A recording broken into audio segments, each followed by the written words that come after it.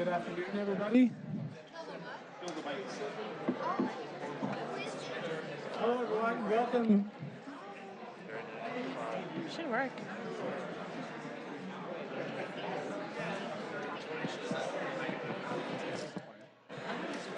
Hello.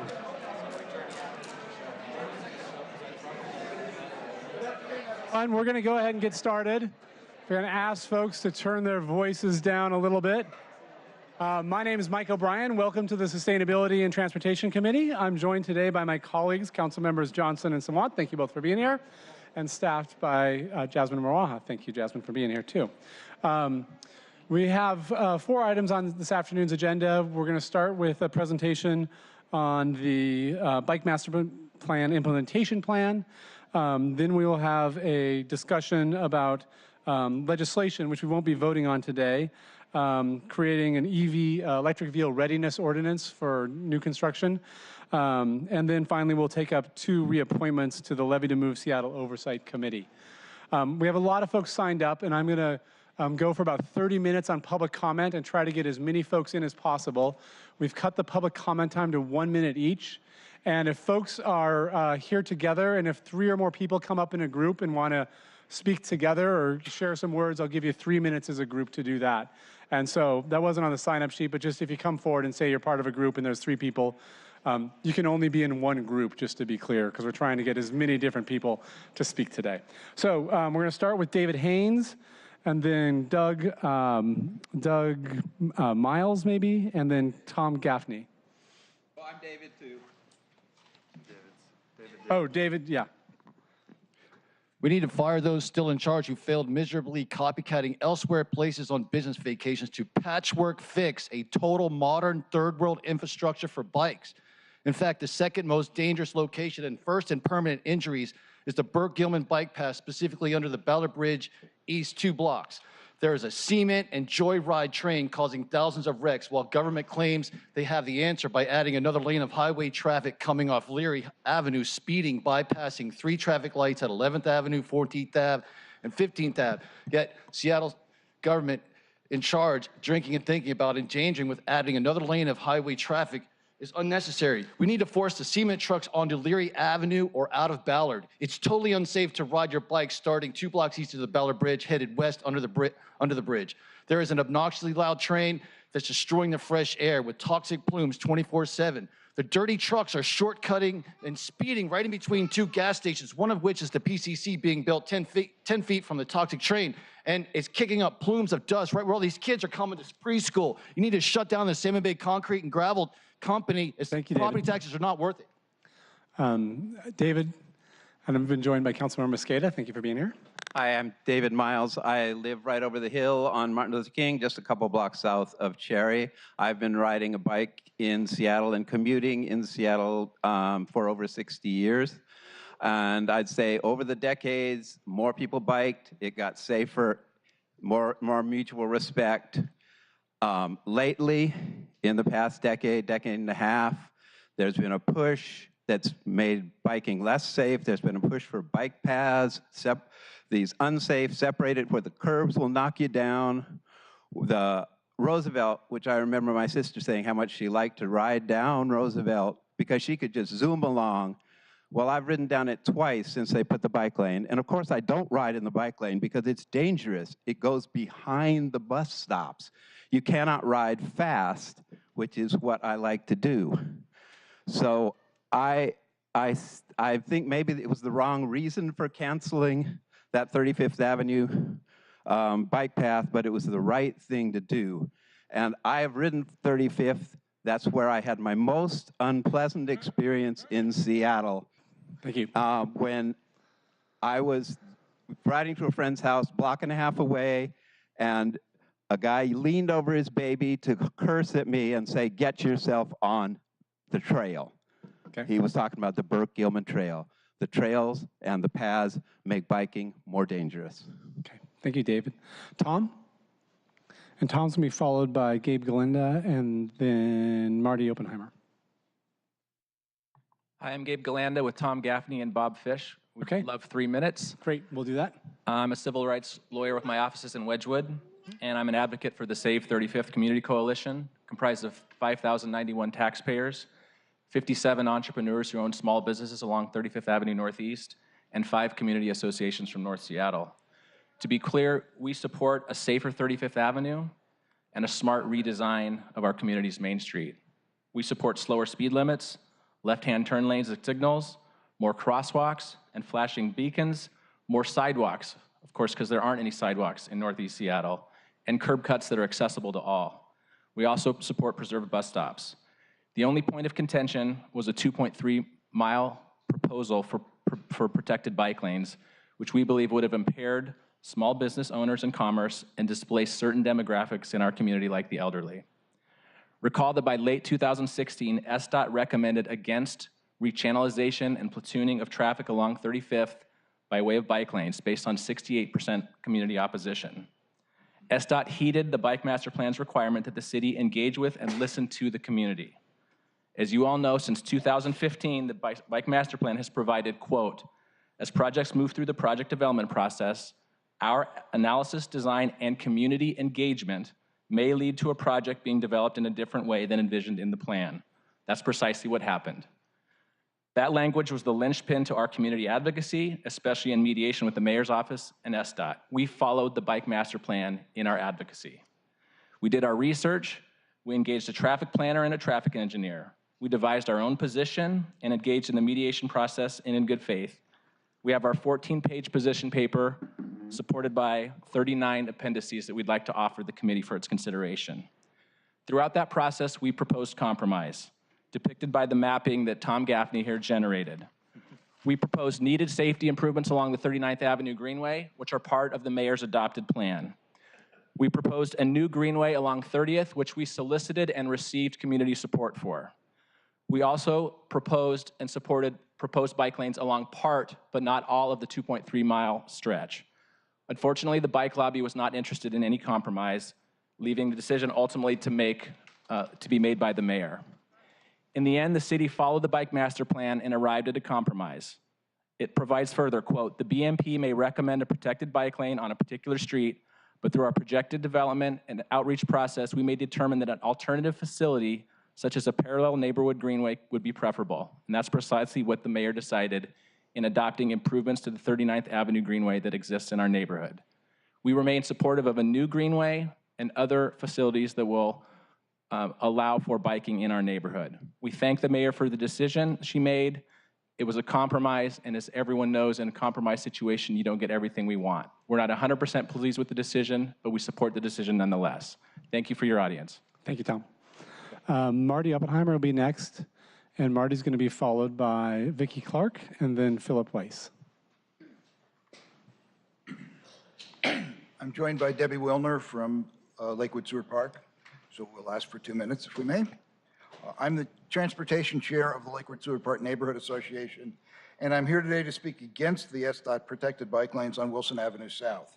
I can tell you that the residents of Wilson Avenue and the neighborhood, including many avid bicyclists, are largely opposed to the installation of these bike lanes. SDOT proposes that they will be installed in the interest of safety, but we know they will have an opposite impact.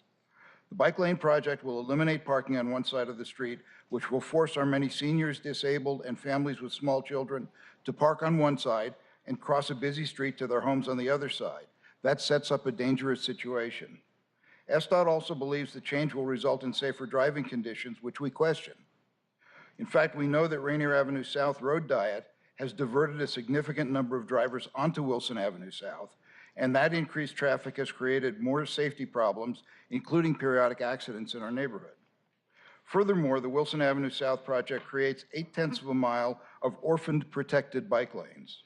What I mean by that is this project provides 0.8 of a mile of protected bike lanes in a 4.5-mile stretch of roadway, most of which can never be protected. If the entire 4.5-mile stretch could be protected, the community might have a different opinion. But this project only creates this orphaned 0.8-mile stretch of bike lane. At one of our meetings with SDOT, one staffer told us that there was a commitment to 50 miles of protected bike lanes in the city, and this was going to be part of it. Sad. Additionally, the preferred path of the vast majority of bicyclists is to travel north or south following Seward Park Avenue South and Lake Washington Boulevard, not Wilson Avenue South. Most bicyclists do not travel on Wilson Avenue. SDOT agreed to do a study of bikes, autos, and pedestrians, which they did for 1 week last May. Despite having agreed to share those results with the community, 10 months later, we have not seen them. Marty, your time is up. That was set for 3, but you only have 2 minutes, so Okay, thank you. okay.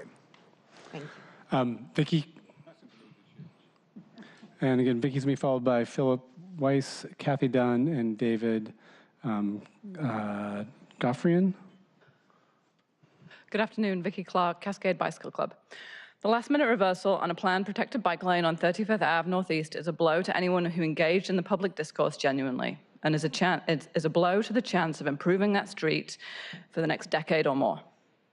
Protected bike lanes demonstrably make streets safer for people walking and biking and help create safer travel speeds for all. The mayor's solution is a confusing middle ground that doesn't seem to address any of the concerns raised in opposition, but more importantly, does not make it safer for people biking or walking that street. Instead, it begs the question, what is the mayor's vision for transportation in this growing city, where 2 in 3 people want more options to get around in some way other than the car? We're asking council today for their support. We need more accountability. Somehow passing laws and policies, be that Vision Zero or Complete Streets, is not enough. Somehow backing it up with public money, with the Move Seattle levy, is not enough. We are not doing enough to make our streets safer for everyone, and that needs to change. Thank you. Thank you. Philip? Hello, I'm a resident of East Lake, and I'm telling you that because East Lake does not have safe bike routes, and I'm angry that the mayor and SDOT have canceled safe bicycle improvements on 35th Avenue. How can I trust the city is going to follow through on its promises to East Lake if you can't follow through on the promises for 35th Avenue? The safe bicycle routes in my neighborhood have already been delayed to 2024, which gives 5 years for the mayor and SDOT to find a way to renege. The implementation plan that is being presented to you today might as well be written on toilet paper for all that they actually guarantee. Both Erica Barnett and the Urbanist have written pieces about this, about how it moves the goalpost closer and still claims touchdowns for cycling. I also want to note that the Levy Oversight Committee nominations before you, those people should be advocating on their committee meetings for that. And the last 3 months of minutes for that, I do not see that. Ask them if they will do that. Thank you. Thank you, Philip. Kathy? I'm Kathy Dunn. I live in West Seattle. I'm 68 years old. And we had a success story in Admiral Way. We had 5 meetings with the community and SDOT to try to paint one-way bike lane on each side of the street. People screamed. They cried. They were bitter. One woman got up and bawled because she was going to lose a parking space in front of her house. Then SDOT worked with them on the parking, and they put them in, and now it's safer, it's calmer. They have statistics now that are less accidents on Admiral Way, and I'm not scared to death because I don't have any grocery stores or any shops at all in my neighborhood. I have to bike up that hill, and there's no alternative route. And I would like to say that this morning I did my weekly ride from West Seattle to Beacon Hill for a class. There's 6 blocks of terror on 4th Avenue South between Spokane and Lander. They paved it recently. They put in 6 general traffic lanes and 2 parking lanes, but they couldn't squeeze in a complete street bike lane on each side. And they said, well, wait, someday we're gonna have an alternate route. I've been waiting since 1996 for that alternate route. Thank you, Kathy. David? David, hi. Sorry, one sec, David. You're going to be followed by Kelsey Mesher and then Alex Zimmerman. Hi, my name's David. I'm a West Seattle bicycle commuter into downtown. I'm a West Seattle Bike Connections member, Cascade member.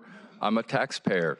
I have voted for just about every tax that we ever put on a ballot. You know, if it says we're going to improve things, I'm for it. And the bike master plan was one of the things that the levy, the Move levy is one of the things that I voted for. And I'd like to see it continue. I'd like to see progress made. And I'm not so sure that we're on the right step by backing off on a lot of different projects for other priorities.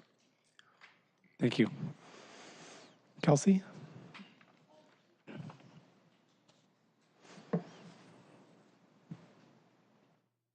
Hi, I'm Kelsey Mesher. I'm with Transportation Choices Coalition.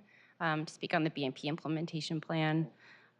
We want to acknowledge a lot has happened since voters approved the Move Seattle levy, including continued escalation of costs and often unpredictable federal funding situation. And we understand that this year's BMP implementation plan is grounded in those sometimes stark realities, and that it reflects a priority to rebuild trust with the public, and we appreciate that. However, we also want to acknowledge that there remains an enormous and existentially critical need to transform our transportation system, and that active transportation, including a robust bicycle network that is integrated with and complementary to our growing transit system, is an essential part of that functioning system. And to achieve this, the city needs not only a viable plan, but an improved process for implementing that. One that is respectful of all opinions, but truly grounded in the policies we've agreed to as a city: Vision Zero, complete streets, and our climate goals. Thank you, Kelsey. Alex? Alex going to be followed by Don Brubeck, then Sarah and Avon Riggle, and then Joseph Labach. Sie Heil, my dirty Führer, a Nazi pig, a Nazi Gestapo pig from Animal Farm. My name is Alex Zimmerman. I speak right now to everybody, to this 700,000 freaking idiot who live in this city. Why we need pay for bike who don't have license, don't have taxes, drive with our rules and regulation? Why I pay for everything? Tax for my car, ticket, everything. And I pay car every year $1,000. Why? Why the 700,000 idiot respect bike like a who? Bill Gates or another Amazon billionaires? Why you freaking 700,000 idiot accept this? This a criminal. He's not only suck up blood and money. It's dangerous. It can killing everybody. Bike and driver, everybody. CityWalk too. Stand up, America. Fucking idiot. All right, Don is next. Just want to acknowledge that this is Councilmember Johnson's last committee meeting, and hence it's the last time he will hear testimony from Alex Zimmerman. All right, Don. I'm Brubeck. I'm a member of West Seattle Bike Connections. And I'd like to thank the council members, especially outgoing members, Rob Johnson and Mike O'Brien and Sally Bagshaw, also Lorena Gonzalez and Teresa Mosqueda for being champions of equitable and safe and connected transportation systems, and to SDOT's dedicated bike staff. We'd really like to ask you that you reject this update to the Bicycle Master Plan implementation plan. It goes backwards instead of making progress. Instead, require SDOT to adopt and implement the 2018 version, which was never accepted by the mayor, and put that into effect and add in about the $21 million of funding over the remaining years of the Move Seattle levy in order to fully implement the projects to actually meet our targets of 2030 for a connected citywide network and 2035 for a completion of the Bike Master Plan implementation. Thank you, Don. Sarah and Ava?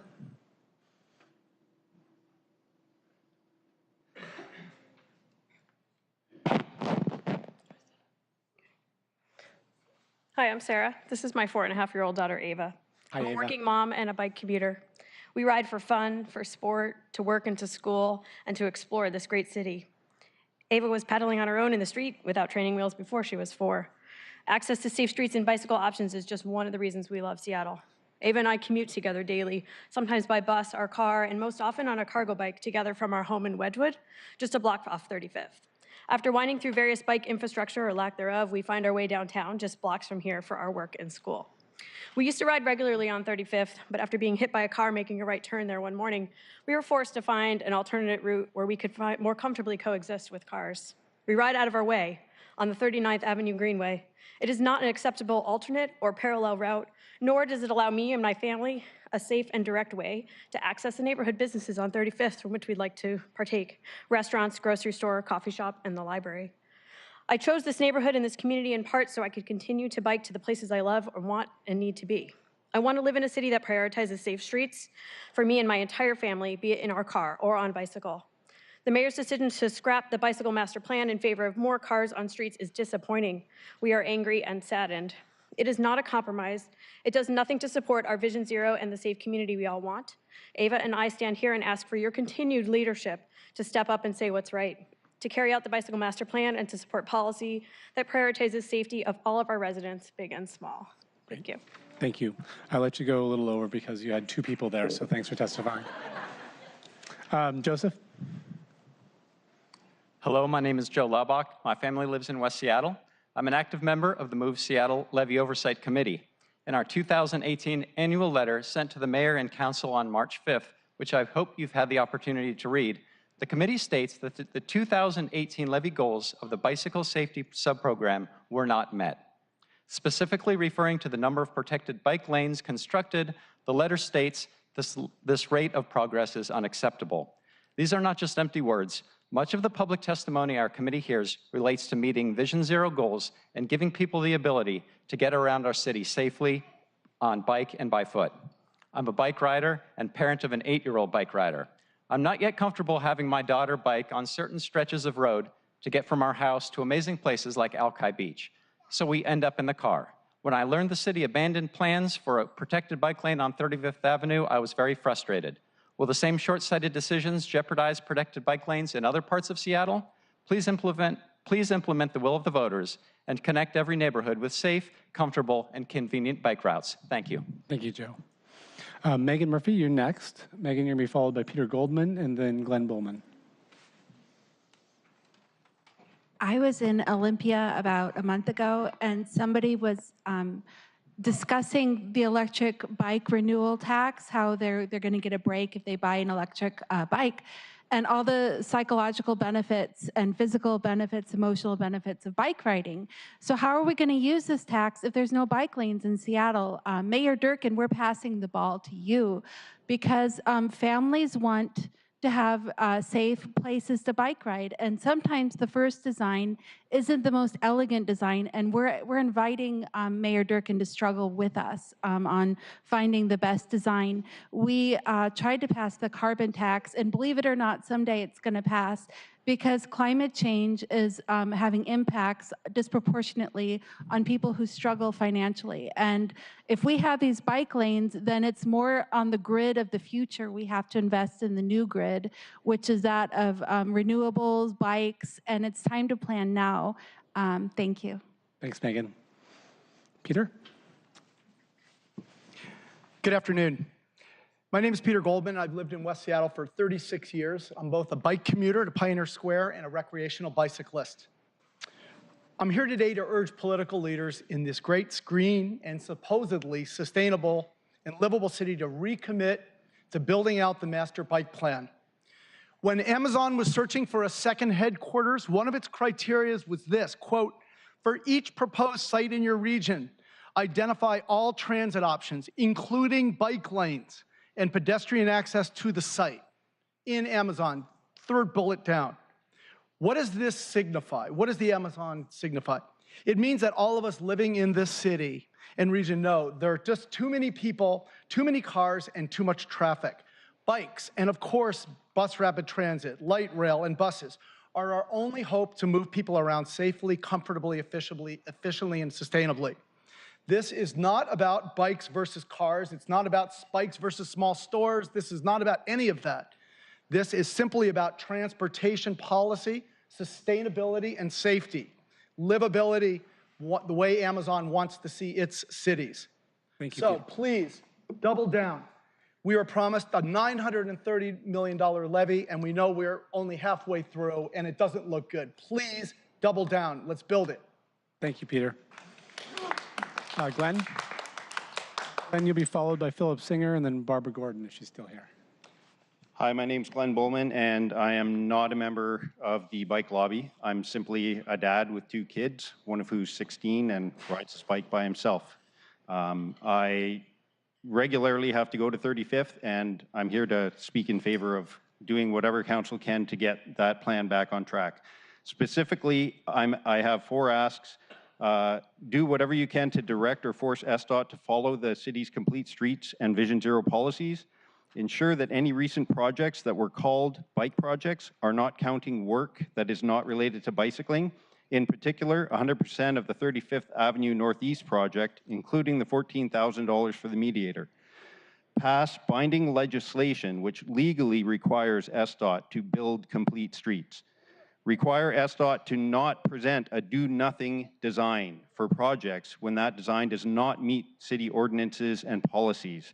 This is one of the reasons neighborhoods demand these designs and don't feel heard when SDOT chooses a plan that does follow city ordinances. Thank you, Glenn. And thank you to all of you, especially Rob Johnson, for everything he's done. Philip? Hi, good afternoon. My name's Philip Singer. I live in Northeast Seattle in the Sandpoint Way area. And I want to urge the mayor's office, the mayor, and the city council to implement the bike master plan and to implement bike lanes on 35th Avenue Northeast. I've lived in Seattle for 22 years. I've seen a lot of changes. I've biked for 22 years around here. I bike in North Seattle, I bike in South Seattle, and I've seen a lot of improvements. I've seen a lot of good things happen, and I want to see that happen in my neighborhood. I live in the Sandpoint Way area, and the closest shopping area to me is 35th Avenue. I go up there to the library, I go up there to the bakeries, I go up there to the post office, and my dentist is on 35th Avenue, and he has a sign in his window saying no bike lanes on 35th Avenue. So, you know, we really need to have this. I think it really improves the street, it improves the neighborhood. You know, it just makes the city more livable. You know, what I've seen throughout this city, it really helps. And I don't want to see happen what happened several years ago on 75th and 35th Avenue, where two pedestrians were killed by a drunk driver on 75th Avenue. I don't want to see that happen again as some driver to put in a bike lane. Thank you. Thank you, Philip. Barbara is going to be followed by Emily Payne and then Patrick Taylor. Hi, I'm Barbara Gordon. I'm a mom, and I'm a mom to an 11-year-old who lives on the Greenway, right in Bryant. And the Greenway is amazing, it's great to have, but it doesn't get you to businesses. And the bicycle master plan was addressing just that by putting in a bike lane on a street where there's a library and there's businesses that an 11-year-old child wants to go to, that families all over that neighborhood want to go to. It makes so much sense. It doesn't make sense to keep people just on greenways.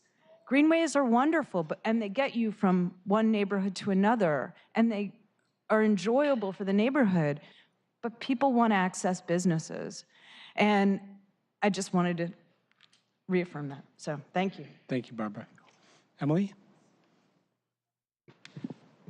I'm Emily Payne, co-chair of the Seattle Bicycle Advisory Board. However, I'm commenting just as a private citizen because the board did not see the Bicycle Master Plan implementation plan in time to organize a group response. I am concerned at some of the implications in the Bicycle Master Plan implementation plan, particularly regarding the designation of some projects as risky. We think that this potentially gives SDOT excuse to back down on projects that they've already decided that they're not going to put their full force behind. We're also really concerned that there are projects in the implementation plan list that are indicated that SBAB recommended we remove them. Some of those projects were not recommended by SBAB to be removed and were actually given our highest endorsement. That's my time, but thank you very much. Thank you, Emily. And you all are meeting tomorrow night, I believe, and so I don't know if you'll have time to get to that because you probably already have an agenda, but whenever you're ready, we really want to hear from the committee. Thank you.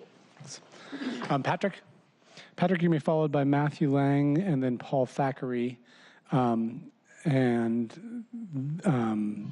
take 3 more after that, and then we're going to hold public comment until the end of the meeting for folks that want to stick around. Sorry about that. Hi, my name is Patrick Taylor. I'm a South Seattle resident as well as a member of the Lake Advisory Board. But as Emily said, I'm speaking as an individual.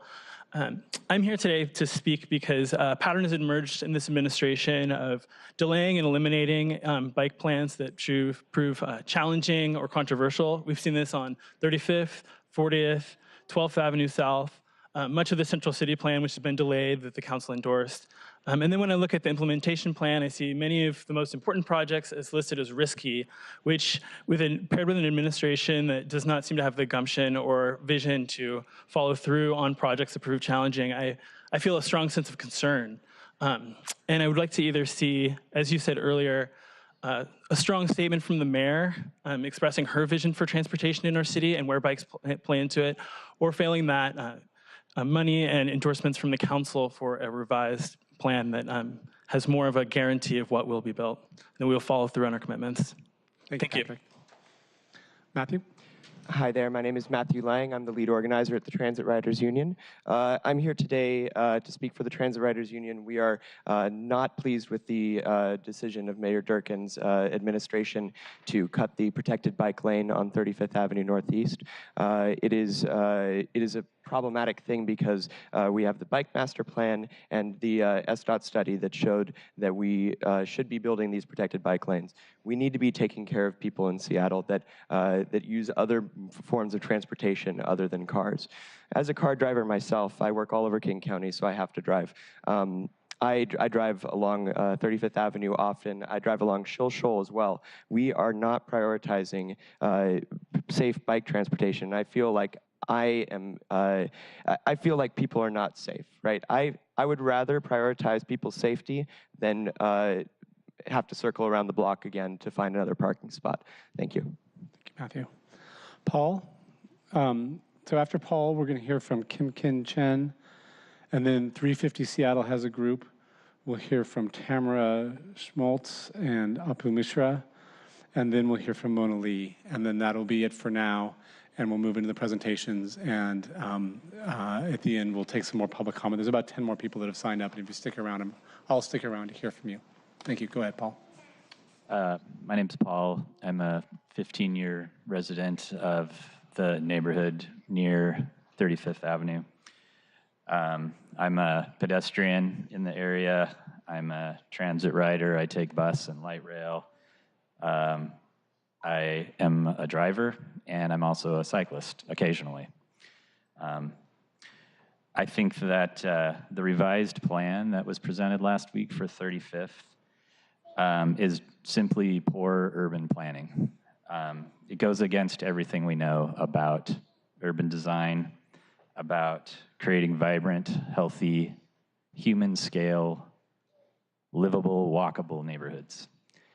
And I think that SDOT knows that, and I think that this was a political decision, and I don't think anybody at DOT is proud of this design.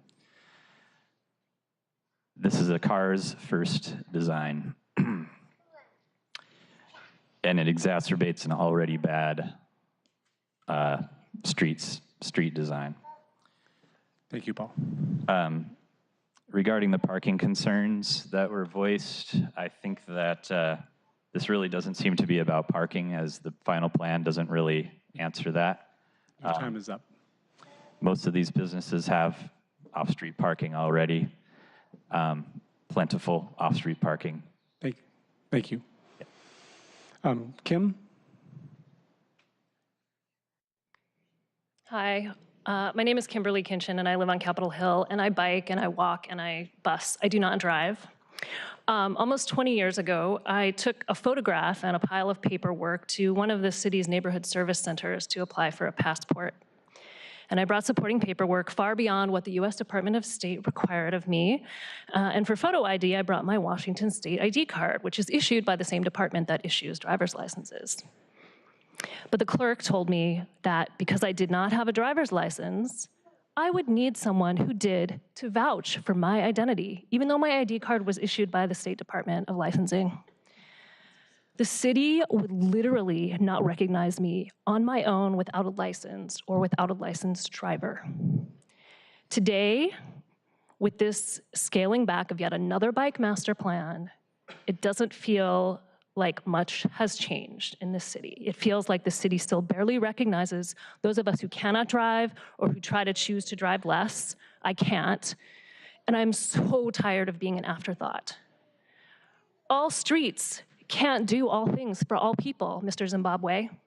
Do you know why that is? It's because SDOT continues to prioritize the movement of cars and the convenience of drivers over the movement and safety of people on virtually 100% of our streets. There might be a protected bike lane on 2nd Avenue, but it's just like, I don't know, 10 feet wide. There's 3 lanes still devoted to cars. And if you look at, all of our streets, cars are prioritized. It's very clear. Anyway, transportation policy, like vaccination policy, it's a public health issue. And if you think about it like public health, would you ever back down on public health policy because of the vocal minority of people who spread misinformation and fear? Thank you.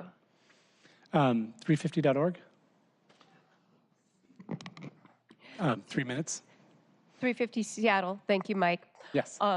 I'm Alice Lockhart with our transportation team, and fully connected bike works are required, absolutely, if we are to eliminate the 50% of Seattle's greenhouse gas emissions that come from personal transportation.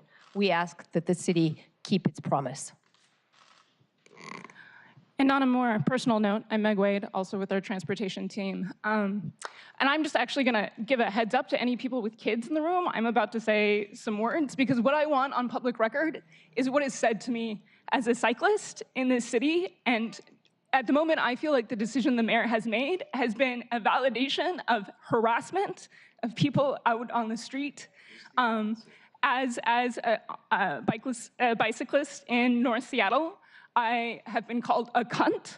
I've been called a bitch, taking up too much space on the road. I have tried to step into a crosswalk and been, and asked a driver to move their car and been told, I am sick of you people. I've been told, fucking get out of my way. That is the daily reality for those of us who bike in the city. And that is what I hear from my neighbors, that it's okay for that harassment to continue to happen and for me not to be safe on the street. And it is astonishing to me that our mayor, who comes out of the gay community, would not understand that telling us to get out of the main street, and get over to the little sort of side streets out of the way, go hide out of the public vision, be out of our public spaces, that she wouldn't understand the similarities. I myself identify as queer, and know that we take threats of violence against queer folks really seriously in this city, and we said that is not gonna happen. But it doesn't seem to me that we take that seriously when it comes to the safety and the health of people who get around by bike, on foot, in wheelchairs. We need to take that seriously, and we need to think about what it means to make our streets a safe place. I appreciate this committee of folks because I know that you keep those values in mind. And I ask, as many others have asked here today, that our mayor stand up and actually show some vision and actually hold all members of our community in mind as we make decisions about how we use our street space, because that's what we need. We have the climate crisis. That's what I'm supposed to be up here talking about because I'm with a climate group, but it always comes down to the personal as well and how we get around. And we need to have some grace and love for one another and understand that all of us here need to be safe, and we need those safe spaces on our streets. And I hope that my neighbors in North Seattle will consider that. Thank you. Thank you, Meg. Chaos.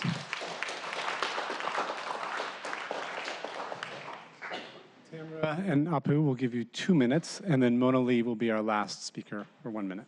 Thank you. This is Apu Mishra, Beacon Hill, and I'm Tamara Schmeltz from West Seattle. We come today to mourn the loss of the Bicycle Master Plan.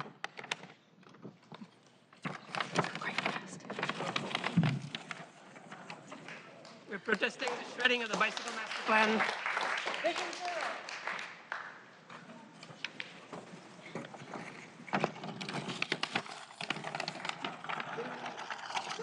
Seattle Climate Action Plan.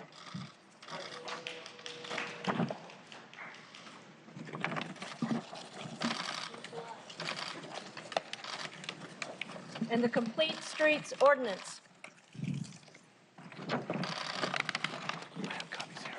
And we look to you, council, for guidance and advising the mayor and the mayor's office and SDOT to bring them back. Thank you. Thank you. Thank you.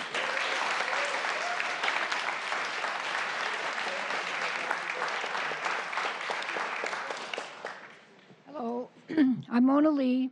I live in southeast Seattle by the Othello Station, and I'm 80 years old. I bike everywhere. I don't drive a car. I put my bike on the train, the light rail, and on the bus, and even on the ferry. I last drove a car in 1999, so you figure how much less pollution there is in the air because of the fact that I've gone on my bicycle instead of in the car all these years. And a lot of people tell me they're amazed that I'm bicycling because they think it's so dangerous. Well, if people didn't think it was so dangerous, just think how much, and they were bicycling, just think how much less pollution there would be in the air and how the CO2 emissions causing climate change there would be. The only bike route through our neighborhood in the Rainier Valley from going from south to north or north to south is the bike greenway route and it goes right over the mountain. Well, I don't understand why the cars get to go on Martin Luther King Way and Rainier, and they get to stay on the flat, you know. And so what's really needed is a bike lane along Rainier. It's a really wide street, and it doesn't necessarily have to be one of those fancy ones that like down on 2nd Street. It would be nice if we had that, but I don't see why it would be so terribly expensive to paint a line along Rainier and along Rainier Avenue on either side so that people could bicycle.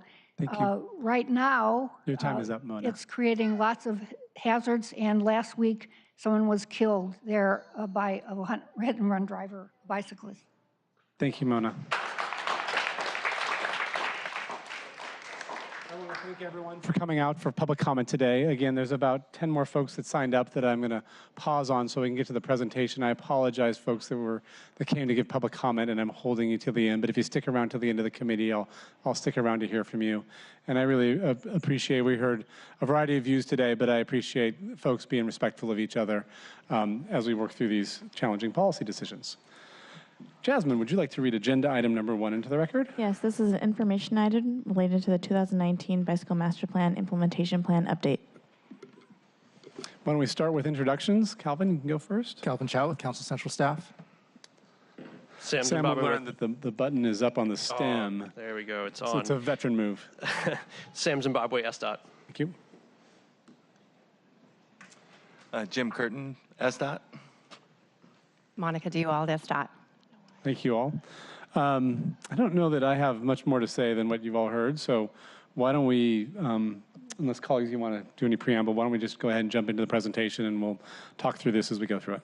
Sounds good. I will give a little bit of a intro, and then I'll turn it over to Jim and Monica to run through the presentation. So thank you for having this committee meeting today, and thanks for the opportunity to come here and talk about the 2019 to 2024 proposed bicycle master plan implementation plan, a long title. I also want to address what we heard during the public comment period just now, and I know what many who are watching are interested in, which is our shared commitment to building a connected bicycle network in Seattle. Over the past 3 years, the city of Seattle has built 27 miles of new bike facilities, and we're on track to deliver another nearly 11 miles of projects in 2019. Last week, though, as we heard before, we announced that we would not be moving forward with installing bike lanes on 35th Avenue Northeast, which was a real challenge. The paving and asset management work planned on the corridor had given us the opportunity to redesign the street to better organize the space and address the multimodal safety issues. Based on the bike master plan, our original design included a protected bike lane. However, because of the 40-foot curb-to-curb distance in much of the corridor, especially between 85th and 65th, we were only able to fit a protected bike lane on one side of the street with an unprotected 5-foot bike lane on the other. We also needed to accommodate the existing frequent transit service and maintain some parking for businesses and residents. All this created a squeeze, which included lane widths as narrow as 10 feet in places, but we moved forward with that plan. Throughout product development and into construction, we continued to hear from the Northeast Seattle community, both for and against the original design. ultimately, we made the tough choice to change the design. Throughout the community engagement, there was consistent consensus that making safer pedestrian crossings while reducing vehicular speeds and aggressive driving were important shared goals. Compared to the street today, the new design for 35th will help us address those issues while not precluding future bike connections. 35th Avenue remains in the bicycle master plan. We're also committed to making enhancements into the 39th Avenue Greenway and continuing our work to improve connections in the area with the future 68th Street Greenway. This brings me to the 2019 to 2024 Bicycle Master Plan proposed implementation plan that we're here to discuss. We've changed a few things from previous years. First off, we're seeking public input on the implementation plan before we finalize it. And second, we've gone to greater lengths to explain our project delivery constraints, identify potential risks in the plan that could further affect project delivery. We think both of these things will help us create a stronger understanding of the plan with the public and aid us as we continue project-level outreach and engagement. The proposed plan reflects the hard work the agency has done over the past year to complete a comprehensive assessment of the levy to move Seattle under the leadership of Mayor Durkan and based on more realistic assumptions than the city used in 2015. Because the Bike Master Plan is funded in large part by the levy, we've been working with the Seattle Bicycle Advisory Board to prioritize projects to make the best investments and maximize safety, connectivity, equity, ridership, and livability.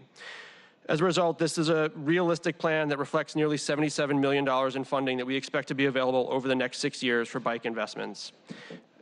As the proposed implementation plan demonstrates, Mayor Durkan and I remain committed to building out a connected and safe bicycle network throughout the city.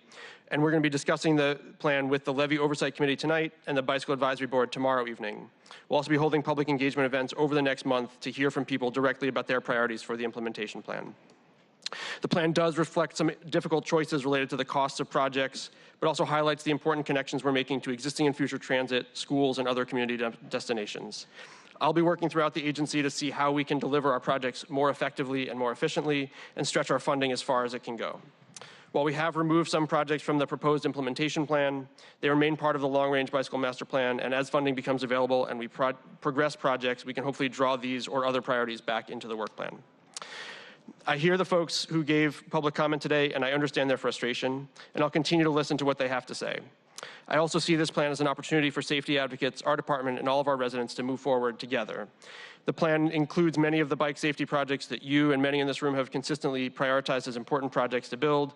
These, combined with the 27 miles of bike facilities installed over the last 3 years, will continue building our bike network and make it safer and more enjoyable for riders biking through our city now and those that might be drawn in the future. With that, I'll turn it over to Jim and Monica to walk through the presentation, and I'll stay here to answer any questions that you have. I'm going to pause you all for just a second because I want to just comment on some of the things you said there, Sam. First of all, thank you all for being here. But I, like many in the audience today, I'm really struggling with the decision and how we got there. And I acknowledge that it's a challenge. And it's been a challenge the dozens of times we've been out in community doing this. There's nothing unique that was said on 35th Avenue Northeast that has not come up in multiple other communities. I would say that the length of the process was a lot longer, and some of the actions that were taken were maybe more severe than we've seen in other projects. But the general sense of what happens when we go to build a bike lane, we know that playbook. I imagine in other cities you've worked in, Sam, it's the same. And the only way you get through these hard decisions is with having these North Star that's guiding you in a direction. And we've worked really hard on a Vision Zero commitment that by the year 2030, no fatalities and serious injuries. We've worked really hard on a climate action plan that shows that we're going to be carbon neutral by the year 2050 and have tripled the bicycle ridership from 2007 to 2017. That didn't happen. We didn't come close. And so, I think, I don't believe that anything you said is inaccurate. I haven't measured the lane widths myself and all those things, but I trust that those are all accurate things. And yet, if we're not being guided by meeting our climate objectives, meeting our safety objectives, it feels like then we will always say, well, this one's just too hard. And that's what feels like on this. And I fear what happens everywhere else, what happens going forward. Because you look back, And time after time, there's amazing people at SDOT that are really smart. And to be clear, they come to me and tell me things that I would like to see. That's not going to work in this place, or we're not going to be able to do this. Here's what we recommend. And I will defer to those experts because I know that they are focused on that same guiding light of where they're going. We have a shared vision about what needs to happen. And what happens at those projects is a year later, we go back, we study them, we talk to neighbors, those that show up. Usually most don't show up because at that point they're fine with it. We show that the traffic movement is still the same. Speeds are usually lower because we wanted them to be lower because that's safer, but the same number of people and vehicles are getting through. We show that there are fewer collisions that are happening because we have really smart people that are guided not by just folks' fear of what happened. And we show that businesses are doing fine. I mean, there's plenty of studies in Seattle, around the country, and around the world that do that. And so I'm struggling with what is guiding the department and the mayor's office on this right now, and I don't expect you to answer that at this moment, but it's something that I think we really need to get clarity because I'm a little shaken right now, as are a lot of people in the community. Colleagues.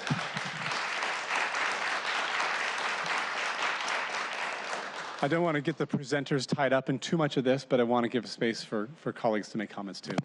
Yeah, I mean, I concur with everything that you said, Councilmember O'Brien. I think, we're at an inflection point in the city's history where, we're trying to manage a lot of growth in the city, and we're also trying to be consistent with those visions and values that you've talked about.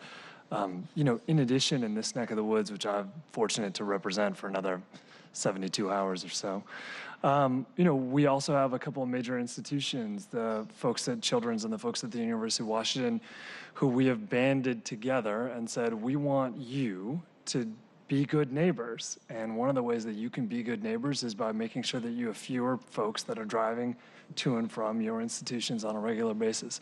We set goals and objectives for those institutions to really reduce the amount of driving that they have going to their neighborhoods. And the University of Washington, we set an aggressive goal down to 12%. From the existing 17%.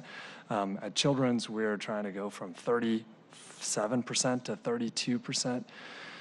And so those folks at those institutions, I think, step up to those challenges, and they want to be good neighbors, and so they do innovative things like offering free bikes to folks who choose to bike to commute to work, or working really hard to build more infrastructure on the UW campus to be able to host folks who are making that choice to bike to work. And I struggle a little bit with that disconnect too, because it feels to me like we have a set of policies where we're asking these major institutions to join with us.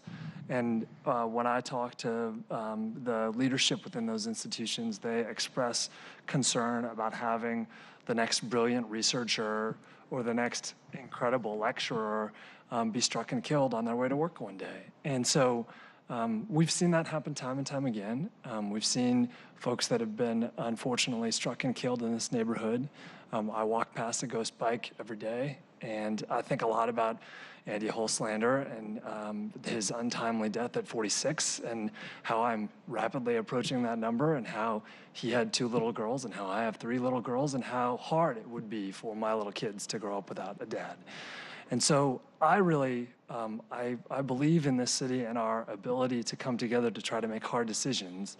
And time and again, we have struggled with the construction of protected bike lanes, and we've convened processes that have done a good job of helping to find a way to get to a consensus. That's one of the reasons why I personally, Rob Johnson, advocated for the hiring of John Howell as a mediator in this process, because I thought that we have had good mediation processes in the past, whether that was the Westlake cycle track, whether that was the 2nd Avenue bike lane, whether or not several other examples on Stone Way, where we have had facilitated conversations, the missing link in Ballard.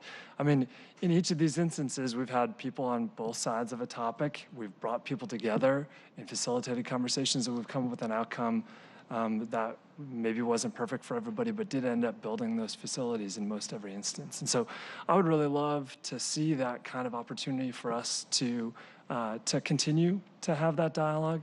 Sam, I'm heartened by the fact that in your opening remarks you said that 35th is still on the list for the bicycle master plan. I'm hopeful that there's an opportunity for us to continue this dialogue. From my perspective, I think it's a really valuable corridor, and we are building out a really great network of connected bicycle facilities in District 4, and I'm really proud of that fact. The one that is just about to open, we're going to cut the ribbon on this coming weekend, but has actually really been open for a couple weeks, has seen a tremendous amount of use just in the last couple weeks, and that's going to get people to the light rail station, so we know it's going to get a lot more use. So I'm hopeful, I'm optimistic. I know, Sam, that you have experience working in challenging environments where there's different political opinions, and I just really hope that there's an opportunity for us to be mindful of those folks who said today that they are concerned about their safety. They're concerned about the bullying behavior that's happening when they choose to get on a bike. They're concerned about the impacts of those folks who make that decision to drive a 3,000-pound vehicle and how one small decision could change their life forever and the life of their friends and their families. So I ask you to keep that top of mind in Councilmember Bryan's terms, that sort of true north for us. And I look forward to seeing how over the next couple of years we might be able to continue to see those values play out in real infrastructure on the ground. Thank you. Councilmember Johnson.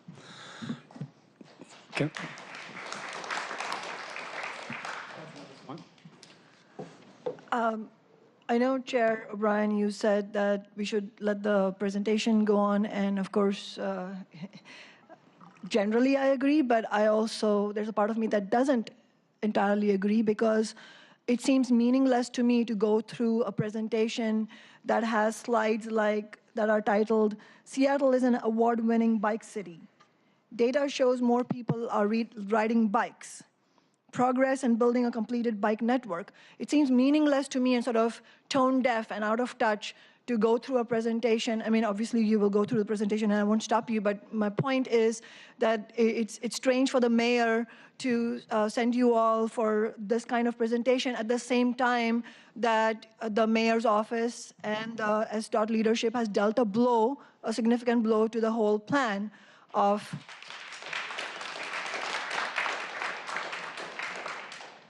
addressing climate change. And also, as the speaker who made a very poignant remark about how her identification was not accepted because she didn't have a driver's license, as she pointed out, this is actually, it's about the question of carbon emissions in this region, but also about the rights of people who walk, people who bike, people who need to use wheelchairs, and people who use or need to use public transit. And I think the mayor's office is being tone deaf also to the whole spectrum of community members who are fighting for a city, Seattle to be a bicyclist safe and pedestrian safe city. It's working class people. Even just today's public testimony shows that working class people, middle class people, families with little children, elderly individuals, community members, all of them have spoken. And so I don't really understand when the mayor's press release says it's about community engagement, it's about public feedback. Well, whose feedback are you actually listening to, is the question. And I will say this too, in support of the speakers who said this already, is that the Move Seattle levy is one of the many, many examples of where working and middle-class people have shown their willingness again and again to tax themselves in a city with the most regressive tax system in the entire nation in order to do the right thing. And so after having repealed the Amazon tax, the least the mayor's office could do is not deal a blow to, tax monies being used for doing the right thing. And these are tax revenues that are being generated from working people's limited incomes. And the mayor's press release or whatever the email that was sent out, I think this is the actual press release. It's a very long press release, and it has lots of nice words. It says, "We have heard consistently that safety along this corridor is the neighborhood's #1 priority. But clearly you're not, this move is not an example of prioritizing safety of pedestrians and bicyclists." And so, as you go through the presentation today, that's fine, but honestly, my question is much more fundamental, is what are you actually going to do to reinstate this work and stop being anachronistic and behind the times and listening to, when you say community feedback, really what the mayor is listening to is business owners and not ordinary people. And in fact, some of them are business owners themselves who support the Bike Master Plan. And the last thing I'll say is that for those of you all who are fighting for the city to be a pedestrian and bicyclist-friendly city, and for Vision Zero, and for the Bicycle Master Plan, please always know that my office is strongly on your side in solidarity with you, and please let us know what we can do to help build the fight back, because honestly, this will have to be a fight back, because the mayor has chosen to ignore us all and do what she has done. And we need to fight back. And I also wanted to apologize in advance. I have to deal with another emergency on a personal front, so I will have to leave at 3:30. Thank you, Councilmember. All right. I am actually interested in hearing your presentation and having some discussion about the implementation plan. So let's jump in and we'll do our best to get through this. Thanks, Councilmember O'Brien. So today we will be going over the recent progress that we've made on the BMP, talk about our prioritization process, talk about how we look at equity when we're coming up with the implementation plan. Also mention that new this year, we've done a risk assessment, and also new this year, we'll be doing outreach around this plan, which is something that we have not done before. And then we'll go into a little bit of the nuts and bolts of the plan. So Seattle has made progress over the last few years. In fact, we have the #1 new bikeway in 2018 on 2nd Avenue, the PBL out there. We were named the #1 bike city in the United States by Bicycling Magazine as well. And that followed on the footsteps in 2016 of the best new facility that year, which was the Westlake Protected Bike Lane. In addition, people are riding more. This is a great trend here. In 2018, bike ridership was up by 12% at our 4 permanent counters at Spokane Street, the Fremont Bridge, Elliott Bay, and 2nd Avenue. I would encourage anyone to go out to the Fremont Bridge in the morning or in the afternoon and see the swarms of bicyclists who are using that area. It really is that, and I think the Spokane Street Bridge to West Seattle is really one of the epicenters of cycling in Seattle, and it's very encouraging to see that. When we opened the 2nd Avenue extension, we had a 32% increase in ridership, showing that, yes, when we build things, people do come. And bikes were definitely a great travel option during the Seattle Squeeze, and we had a massive increase in the number of people biking at that time. And there's no doubt that those folks were partially responsible for the success of the Seattle Squeeze. Basically, we had about 30 to 40 full buses worth of people who decided to take their bicycle. And of course, we didn't have capacity on our streets for those buses at all during the Squeeze. And I'd like to point out that these are just 4 counters and that there are literally thousands of other trips that occur in our neighborhoods that don't get counted here. But nevertheless, this is really encouraging and something that we want to monitor as we head into the future. We are making progress in completing the bike network. We recently completed the phase 1 of the West Seattle Neighborhood Greenway, which starts south of Roxbury Street in West Seattle and meanders along a topographically enhanced route to deal with some of the big hills to connect up to some of the schools and parks that we have in the neighborhood. The Rainier North-South Greenway was recently completed as well. This is a nearly 6-mile facility in southeast Seattle. We have a number of projects that are under construction, including Northeast 65th Street, Columbian, Wilson Avenue, PBLs as well. And of course, we have many projects that are in design. And of course, the Center City Bike Network, we are charging forward on those projects. But again, we also have projects in other parts of the city as well. Stoneway and Green Lake, we have protected bike lanes, as well as Delridge as well. Hey, Jim, we talked at some length about the Center City Bike Network a couple weeks ago, and this is showing up as in design as opposed to construction for completion. I know there were some little pieces a couple weeks ago that there's some challenge, but the majority of that is going to get built this year. I just want to make sure that I shouldn't read this as a shift in the last 2 weeks. No, not at all. Okay. Oops. There we go. So we prioritize the projects in the 2014 Bicycle Master Plan every year, and we report to you as required by ordinance. There's a quantitative analysis that takes into account safety, connectivity, equity, ridership, and livability. And then along with the Seattle Bicycle Advisory Board, we work through some of the more qualitative measures as well. We go over some of the leveraging opportunities that we may have. For example, if there is a paving project, we often like to partner with that project to and do our best to save some funding there. We coordinate with many different partners. We look at the geographic equity to try our best to invest in each neighborhood or each sector of the city as equitably as possible. We're making conscious efforts to connect to light rail, transit, and urban villages.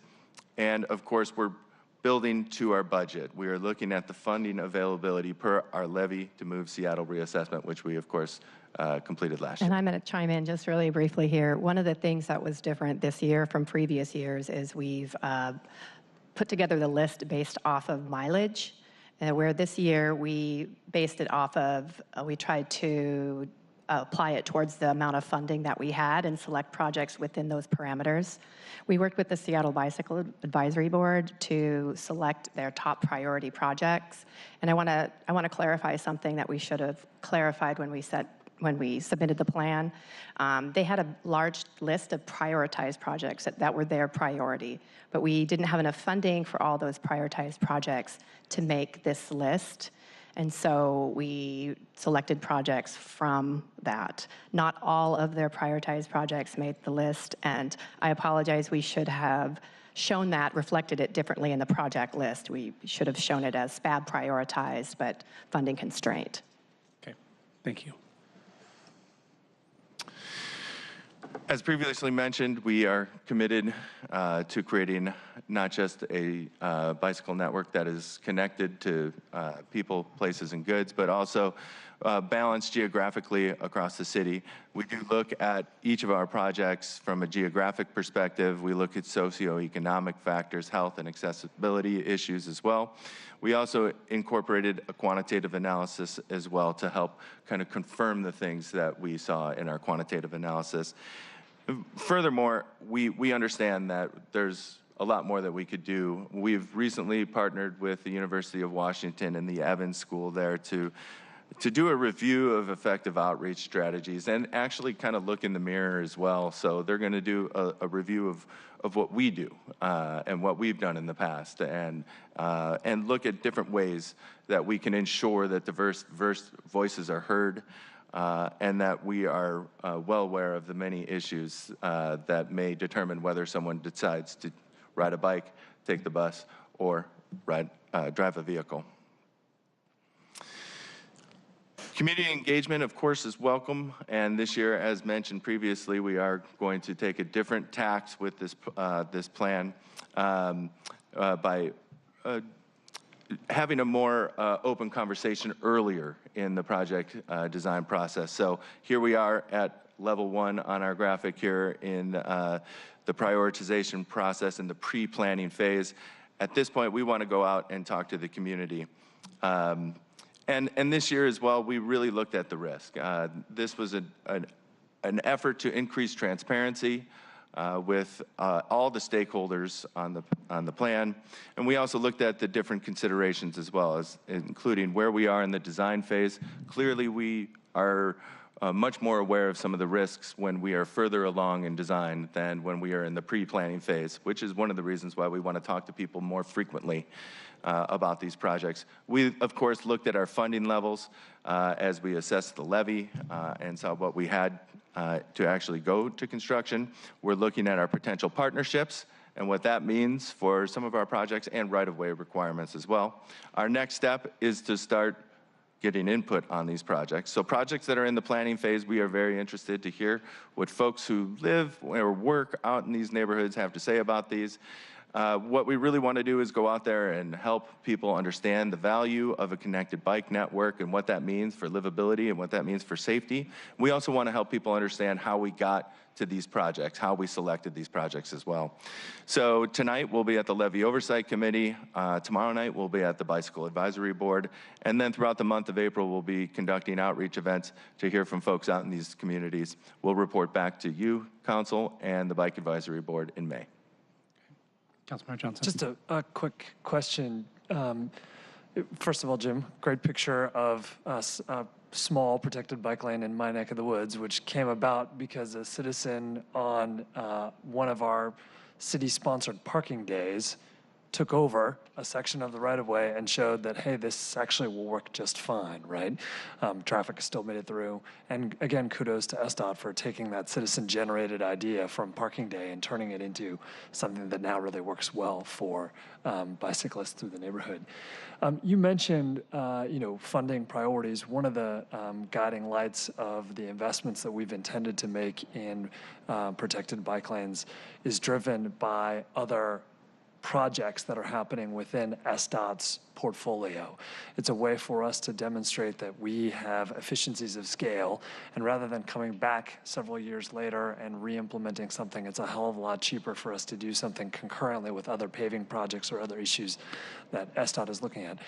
Based on the project list over the next couple of years, do you anticipate anything coming up the priority list or coming down off the priority list because of that synergistic opportunity where we might be able to leverage other projects that are moving forward to add protected facilities that don't exist today?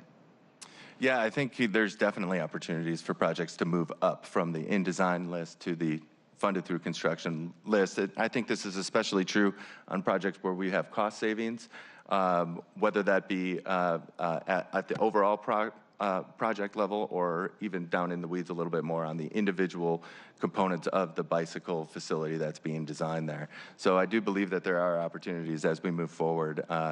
And again, like with this proposed implementation plan as well, we, I think, made a conscious effort to not include any of our grant funding in this so that we could be true to the Levy to Move Seattle. So I think there is a lot more opportunities for things to move up on the list. I appreciate our proposed grant funding, our future grant funding. In past plans, we have had a line item for, future grant funding, and we didn't put that in this time, but we still plan on actively pursuing grants. I appreciate that. I mean, I think part of my frustration, and this is not just the frustration around bicycling, but also, as Councilmember Bryan has heard me say a bunch of times, downtown as well. We've got about 30% of the city's land mass that's paved over for roads and right-of-way. And if we've got 5% of the folks who are making the choice to ride a bike to and from work or to shopping or to other destinations in the city, we are nowhere near even 5% of that 30% being safe and protected bike lanes. The same could be said for the, more than 50% of people who are making the choice to ride transit into downtown every day. We don't dedicate 50% of our downtown right-of-way to transit riders, though we have 50% of people that are taking the bus. And so I think that the frustration that you're hearing from folks up here and I think from out in the community is that these are hard choices, but they're political choices fundamentally, because when we get together and make a decision, we can paint something pretty quickly, and we can put up posts pretty quickly, and we can make it a safe place for people pretty quickly. And what I'm hopeful for is that you're hearing real interest from the community to see what are those projects that might be rising in the priority list and find opportunities to leverage new ideas that will make it safer for folks to get around. Yeah. Great. So the 2019 to 2024 proposed implementation plan is a 6-year plan. This aligns with the next 6 years, the last 6 years of the Levy to Move Seattle. And of course, we have reassessed that, and this plan reflects the spending moving forward. We have 62 miles of new facilities that will be constructed or designed in this current plan. That represents about $76 million investment, almost $77 million in investments. And I think it reflects the city's commitment to build that connected and safe bike network as the city continues to grow. So here's how we're doing it. It's a mix of protected bike lanes, and trails. As you can see in this picture here, this is Northeast 65th Street, which, as you know, is currently in the process of being transformed into a much more friendly street for people who want to ride their bicycle, people who want to walk, and still for people who want to drive as well.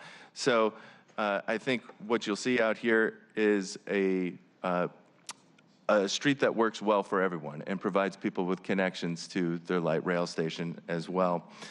And we are connecting to proposed frequent transit network routes. We're connecting to the Link Light rail stations, and we're connecting to schools as well, to those destinations that people do want to get to. We're also building a network of neighborhood greenways, as you know, which are typically installed on lower volume, non-arterial streets and have some fantastic arterial crossings as well. On our neighborhood greenways, we are connecting to schools, we are connecting to transit as well, and soon to be open Link Light rail stations. As we head into the project, you can see that we're investing throughout the city. I'd like to highlight a few projects. So we have in Southeast Seattle on Swift, Myrtle, and Othello, we have bike facilities that are currently under construction, as well as on Columbian Way and Wilson Avenue South. In West Seattle, the red line you see there is the recently completed West Seattle Neighborhood Greenway. We're about to go to construction on the Avalon Way project as well, which is a project that does reconfigure parking and make for an excellent street for people who are taking the bus or taking the bike, or taking their bike, or just walking around the neighborhood. In Central Seattle, our focus definitely remains on the Center City Bike Network, but you'll see that we have projects proposed throughout the central part of the city, including Eastlake and Union Street as well. And in North Seattle, a slew of projects are currently in the works or underway. You can see 65th, the 68th Street Neighborhood Greenway, which Sam referenced earlier, as well as projects in pre-planning that will connect neighborhoods like Littlebrook and Cedar Park that are close together, but are currently challenging to get to because of major barriers like state routes in the neighborhood as well. When, Jim, on that previous slide or the previous three, just as an example, the legend with the different colors is somewhat confusing to me. I mean, I get what you're trying to say, but when I look at this map, what I want to see is like, when is the thing near me getting built? And I'd love to see maybe, well, a suggestion would be to color code it by completion year. So folks can say, I'm this year, or I'm 3 years out. And I can imagine you might be able to say, well, I know it's in pre-planning, but I don't actually know when it's going to get built. But I guess maybe there's some asterisks or something, but that'd be much more helpful, I think, than to just know that stuff. Yeah, that's great feedback. I think that's something we can definitely do for you. So as we move forward, I think I previously mentioned that we'll be at the Oversight Committee tonight. We'll be at the Bicycle Advisory Board. Tomorrow night, we'll be doing some outreach events throughout April. And in May, we will transmit an updated and hopefully final plan to you all for approval. And of course, ongoing, we want to talk with folks more frequently about these so that if there is an issue to mitigate, we can start working on those solutions sooner than we have in the past. So a couple other kind of questions on this, and then I have some more broad comments I want to just make. You talked in the presentation about a new category of risk, and I see that in the draft plan that it shows up. When I see the word risk, the first thing that comes to mind is like risk that someone might die, and so that would be a top priority. I don't think that's what this risk is. Is this political risk? Is this third-party funding risk? Is this? So I think this was a new attempt by us. This is the first time that we've presented the list like this, and I think that in the past, if something changed from what the list that was delivered, it was seen as a failure to meet a commitment. And there's a lot of things that are moving on a lot of these projects where we wanted to make sure we were clear in where there are challenges that are out there. So some of them are third-party coordination, some of them are other project-related items, some of them are funding available for all like to move things into construction. So we wanted to highlight what those things are that we are still working on to not make it seem like we've figured out everything about every project that is still 3 or 4 years away from delivery. Okay. So I didn't hear in there like political risk or controversial, but is that a component of it or not? For all of these that are still in the planning or design stages, there is still community engagement left to happen, and there are still concerns that need to be addressed. So, right. Yeah. I mean, I guess in my perspective, if you tell me you're going to build a bike lane somewhere in the city, you don't have to tell me where on the map. My assumption is it'll be controversial at some level for somebody. What I guess I'm curious is are the things that are flagged as risk, are some of those, we think this is going to be more controversial than others and we want to brace ourselves for that, versus this is only going to get done if PSRC approves our whatever TIP funding or something. And so how I'm trying to figure out how to read this and understand that. So I think the funded through construction with risks, we've tried to highlight what the top issues that we see out there are. Okay. The ones that are funded through construction with low risks are that we don't anticipate anything affecting those going forward. So we've tried to be clear and transparent. I agree. Every bike lane that I've ever been a part of installing has somebody who didn't know about it until it was being installed or had some concerns about it. I've worked through 90% of those problems in my career. So I think we're trying, we're open to the feedback, we're open to the feedback from you, and I heard some concerns from the public about how this is being received. The idea behind this and behind all of the levy reset activities was to be clear with everybody about where we stand with projects so that our delivery is also understandable and sort of a bit more predictable. I appreciate, I mean, what I hear is an attempt at being kind of transparent and honest, and that's great. Because there is uncertainty in all this stuff, and we know that.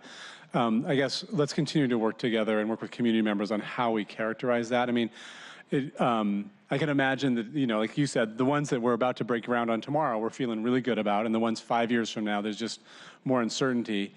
It'd be great to know if from the department or the mayor's office, if there's a particular one that's coming in the future, we know that's going to be really challenging because we've already heard from whatever the businesses on that street. Mm-hmm. And to just flag that so folks know, and if folks want to start doing organizing now to talk to people, that can be great. And if it's just a funding risk or something that's different, just so we can understand the different criteria. And so I think it's great to not just say everything in the plan we know is going to get built on exact timing. I think the community is aware that that's probably not true based on past performance, but understanding what those things are that we're already worried about and how we can mitigate those. If it's like this was going to rely on state funding, we'll do that. So, absolutely. Councilman Johnson. Sam, I'm going to ask you some questions that I think are going to sound ridiculous, but I feel compelled to do so because this is some of the information that is out there. Any SDOT employee who works in the bike program get extra kickbacks about the construction of protected bike lanes? Do they personally profit or benefit from the construction of protected bike lanes? No. I don't either. Clear, the defendant said no. The witness said no in the microphone. I don't either. There has been rumors and allegations that either individuals who are employed by the City Department of Transportation or I myself have stand to personally, financially benefit from the construction of protected bike lanes throughout the city. So it's wonderful to hear you say no, they do not, and I want to reaffirm that I do not as well. I'd love to ask you another somewhat ridiculous question, but can you talk a little bit about the sort of goals of protection and safety of the department? Because I think people want to hear a little bit more about your vision for protecting people in the city who make the choice to walk, bike, or take transit. And you talked about this a lot in your confirmation process, but I think there's a lot of people who are here today that weren't tracking that, and I'd love for you to have the chance to talk a little bit about your commitment to Vision Zero and to safety in this city. Sure. So, yeah, I mean, I have a deep-seated commitment to protecting everybody that travels around the city. I think that comes from building out a connected network of all ages and abilities facilities, and that includes bicycle, pedestrian, and transit facilities. For me, that starts from understanding where our safety challenges are and prioritizing our investments in those locations to address the issues that we are currently seeing in the community, and working to overcome the actual crash patterns that we see, and working to overcome those. I do think that building out connected networks is critical, and to me that means connecting people to transit, to schools, to other destinations that they are trying to get to, and getting people to and from those locations. There is a long process in doing that in some cases, and incremental investments that we make should build on one another and continue to build out a connected network. I'm grateful to hear you say it, Sam, and I feel obviously a sense of personal responsibility associated with not only the project that a lot of people talked about in public testimony, but other projects in my neighborhood. Part of the reason why I'm so proud of the opening of the new protected bike lane on 65th is because of the series of deaths that we've had in the neighborhood on that street. I myself was accused of personally, again, benefiting by my relationship to the city and getting a crosswalk painted nearby my house. And somebody submitted an ethics complaint saying that I had exerted undue influence by asking the SDOT folks to come out and repaint that crosswalk.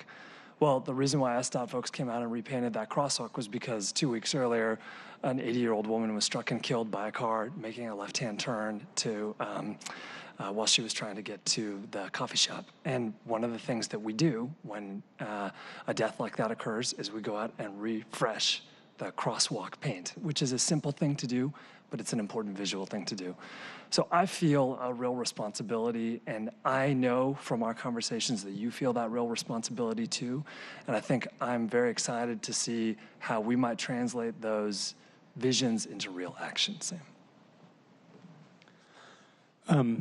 I have two more kind of overarching comments on the plan. My first is about the timing, and I just want to say I'm a little disappointed and frustrated on the timing on this. The last, the goal of the city is to do annual updates.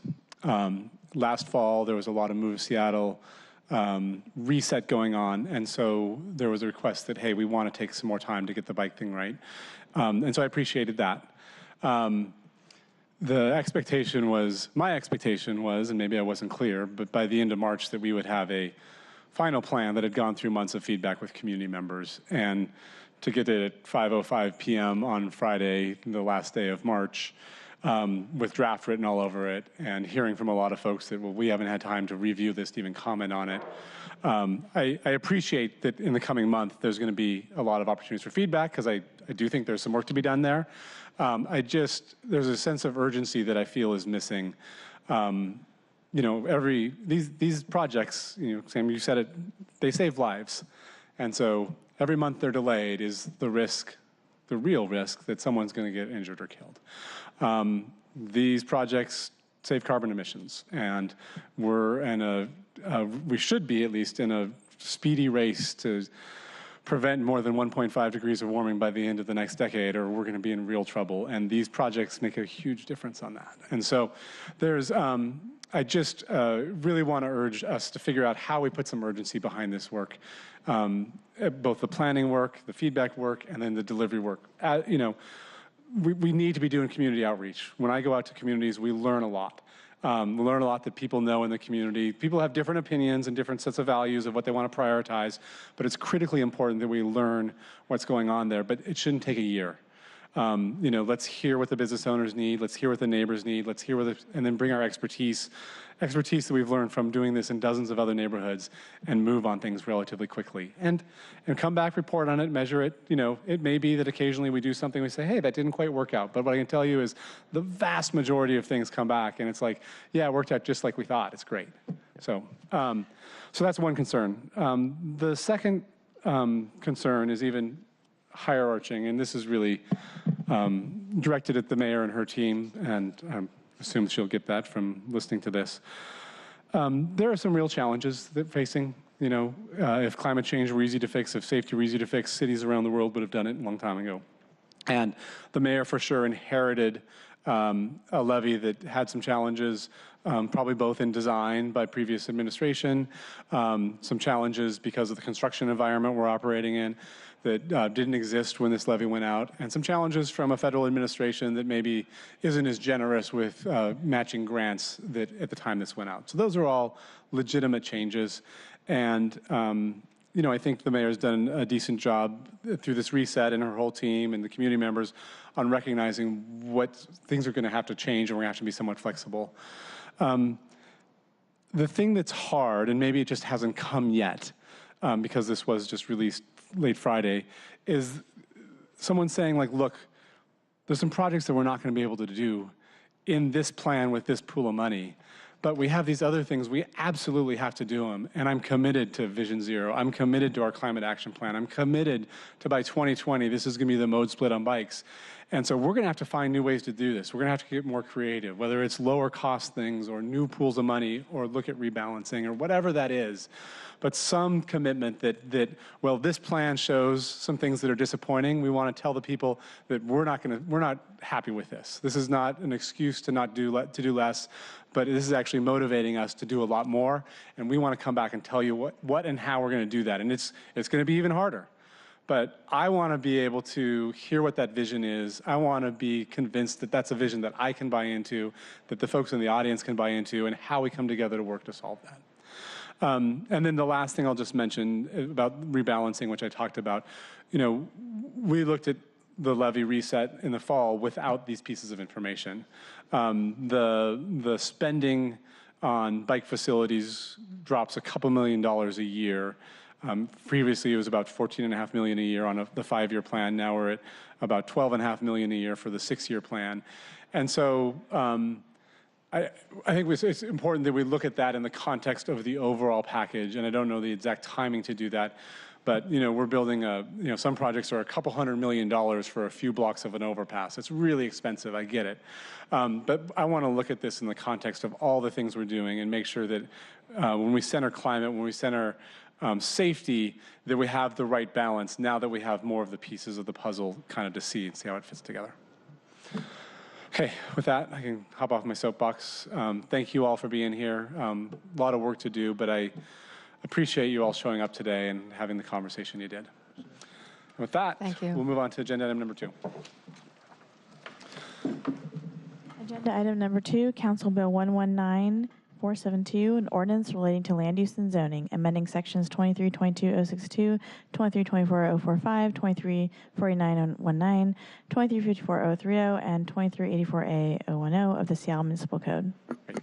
So as we have presenters come forward, I know a lot of folks were here for the exciting topic we just covered. This is also a pretty exciting but much less controversial about how we're going to make all the buildings in our city ready to accommodate what we expect to be a rapid transformation to more electric vehicle use. But those who don't want to stay, just ask you to keep your volume down as you exit the chambers, and you can have your conversations outside the wall. Thank you again for being here. So why don't we start with introductions. Yolanda, would you like to go first? Yolanda Ho, Council Central Staff. Jessica Finn-Coben with the Office of Sustainability and Environment. Andrea Pratt with the Office of Sustainability and Environment. And Christine again with SUCI. Welcome, everyone. Thanks for being here. I've given my brief opening to this, so why don't you jump into the presentation? Great. Well, thank you. And I believe this will be my last time at the table with Councilmember Johnson, so I'll just note that it's been a privilege to work with you. Thanks for having us here today. We are here to talk about the Electric Vehicle Readiness Ordinance. I'm going to quickly pass it along to my colleagues who have worked so hard to develop this ordinance. I will say just briefly that we recognize that electric vehicles are not the end-all be-all. They are not our only solution to reduce global warming pollution, but they are nevertheless a critical part, a piece of the puzzle. So really excited to be here to talk with you a bit about why we think this ordinance is so important, the work that went into developing it, and then some more detail about what it does. And with that, I will pass it along to Andrea. Great, thank you. So today we're just going to give you a brief background and kind of go over how we developed the proposal and give you an overview. And without further ado, The EV readiness ordinance was a joint effort between OSC and SDCI and supports several city policy goals. First and foremost, electrifying transportation is critical to reach our net zero greenhouse gas emissions by 2050.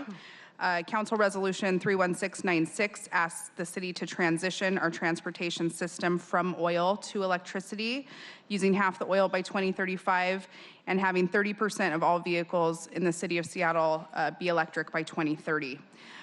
This ordinance is also one of 12 climate action priorities outlined by Mayor Durkan in 2018 and is a key implementation action of Drive Clean Seattle.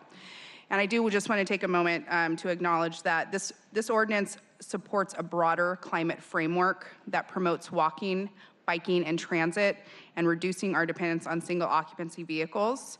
Just to be clear, this ordinance does not require or incentivize additional parking, but it just ensures where developers are choosing to build parking, those spaces are electrified. Thank you for making those points. I really appreciate reiterating that and where electric vehicles fit in the overall framework. And occasionally you hear folks say, like, we don't need to worry about it because everyone's going to be driving electric vehicles and it could just be a free-for-all. One, I'm not sure the path to get there makes sense. And two, there's also a lot of other impacts when you have a ton of vehicles going around, like safety that we talked about. A question on the goal to have 30% by 2030. See a lot more electric vehicles out there today, but where are we? What's our latest number? Oh, yes. Well, without further ado, Seattle is one of the top U.S. markets for EV sales in the nation, and adoption rates are climbing. At the end of last year, we had 6,700 EVs in the city, and today, 10%, so 1 out of 10 of all new registered vehicles in the city is electric. Great. Yes. Do you know what it is? What's the, that's the new ones. Do we know how many vehicles are in the city? Total, we have roughly, I believe, around 600,000. Okay. So we're a little over 1% total, but what we do know by that statistic is when people are choosing to buy a new vehicle, 1 out of 10 of those is electric. Yeah. And the growth curve is exponential. So we continue that, or we expect that to continue going forward. Automakers are all in on electrification, and they're ramping up production with dozens of new models coming out over the next few years. One of the biggest barriers to EV adoption is lack of access to charging. Due to convenience and cost, most charging happens at home, which also happens to be the best time for the utility grid, so we prioritize residential development in this ordinance. You know, when you think about parking, the parking that we're building today is going to last 50 years or more, and this ordinance ensures that all new parking is facilitating the transition from dirty fossil fuel vehicles to clean zero-emission vehicles. So when we talk about EV readiness, what we mean is that all of the infrastructure is in place at the time of construction to support charging. So this includes everything from the electrical service to the transformers, the panels, the conduit, and the circuits. They're all going to be big enough to support 40 amp or level 2 charging, which is similar to a dryer plug. Another term for this is called fully wired circuits. We know installing this infrastructure at the time of construction is by far the cheapest, and retrofitting later is cost prohibitive, particularly for apartments and multifamily. Right now, EV infrastructure is being installed as kind of a higher end amenity marketed to higher income, environmentally conscious buyers. And mandating this in all newly constructed parking will increase EV access across development types, including multifamily and traditionally underserved communities. That's great. So what we're seeing, if I hear you correctly, is that the market is delivering some EV, but it's a premium product as opposed to a baseline. Absolutely. Great. I mean, that's not great, but it's great that we have a solution to fix it. Hopefully we'll change that. So other leading cities with progressive EV codes include San Francisco, Vancouver, BC, and Atlanta. And we worked with all 3 of these cities to understand the nuances of their policy, lessons learned, and we really wanted to take what other people had already done and kind of use that to inform our process and achieve our desired outcomes. Our ordinance is similar in the fact that it focuses on residential, including single family and multifamily, but our policy requires fully wired circuits instead of just conduit, and that will avoid those costly retrofits later. I just want to point out that OSC and SDCI did significant research, outreach, and engagement We really wanted the goal to have all new parking be EV ready in the city, but we didn't want the requirements to overbuild or exacerbate the cost of development. And I think we were successful on both of those counts. At this point, I'll pass it over to you. Awesome. So Seattle does have currently some requirements for electric vehicle readiness in the electrical code. There is as Andrea's graphic showed, a continuum of readiness. And right now we have some really helpful but basic stuff in there about sizing your mechanical rooms so that you could have space for charging infrastructure there in the future, or reserving space on panels. Those are certainly great steps, but what we are proposing today is much more significant than that, and we'll really have those parking facilities be fully EV ready, so we're excited about that. So in developing this legislation, we had a couple kind of high-level goals to keep in mind. We really wanted to maximize readiness, as Andrea mentioned, for very clear, good reason, and also balance that constant issue of minimizing costs in a city where we're also struggling with housing affordability issues and rising costs of construction. As she also mentioned, we want these rules to apply to all parking, whether it's required by city's rules or whether it is built by the developer or the property owner for their own reasons. And again, as we mentioned before, this isn't changing any of the parking requirements that are in the land use code or in the zoning code. This is just applying kind of design criteria to those as well.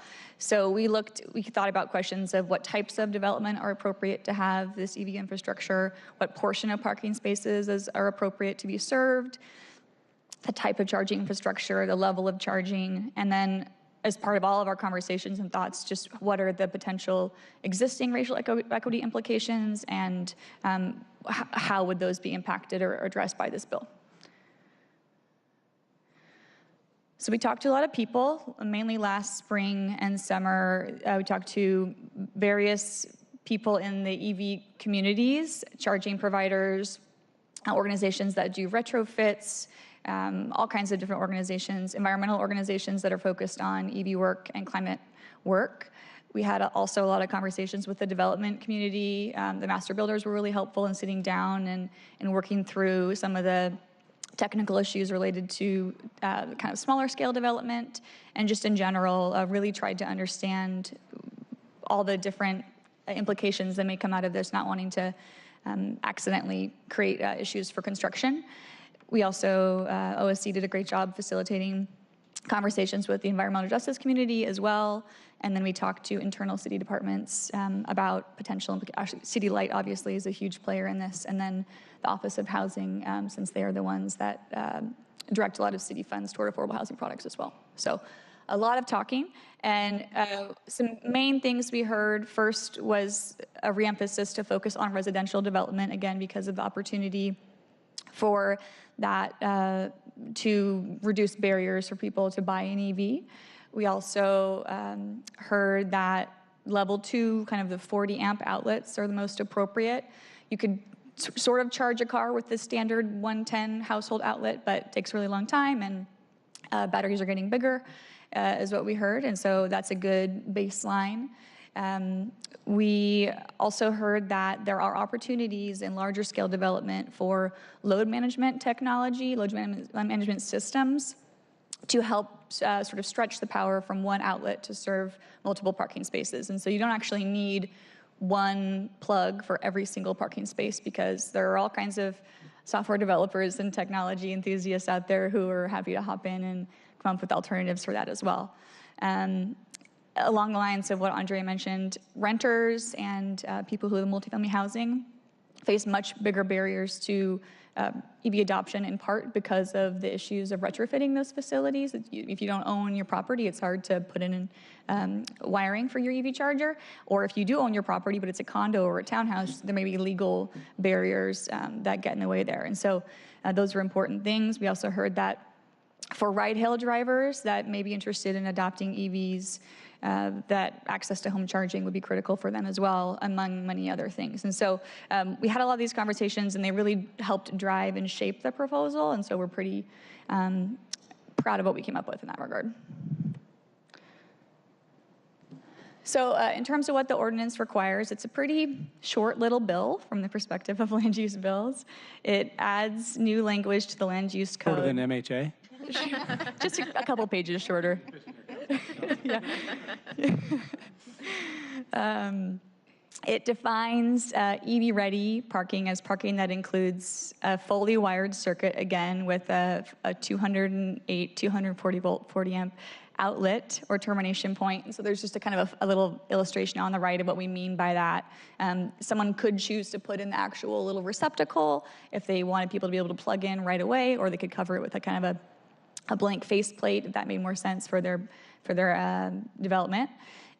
It would require EV readiness for a certain portion of parking spaces that are associated with new development that provide off-street parking with new buildings. And so that is kind of dependent on the type of land use, type of development, as well as the size and design of the parking facilities as well.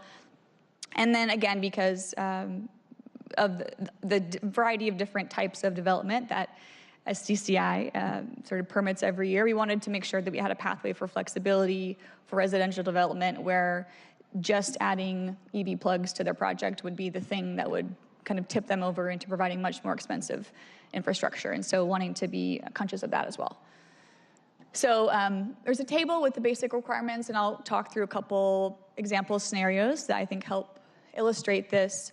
But at the most fundamental level, if you're building a single family house or a townhouse that has a garage in it, that you would just need to put a 40-amp power outlet in that garage, whether it's a one-car garage or a four-car garage, making sure that every new residence with a private parking facility has that.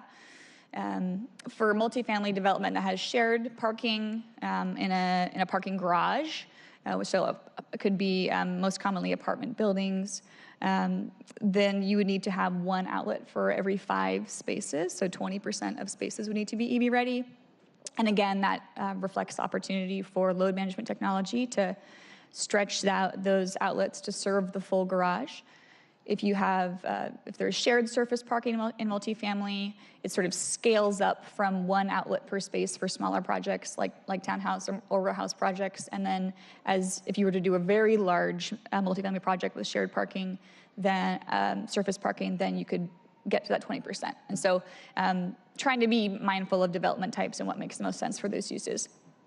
For non-residential development, again, the focus of this bill really is on residential, but it seemed like a missed opportunity to not have anything in there for non-residential at all.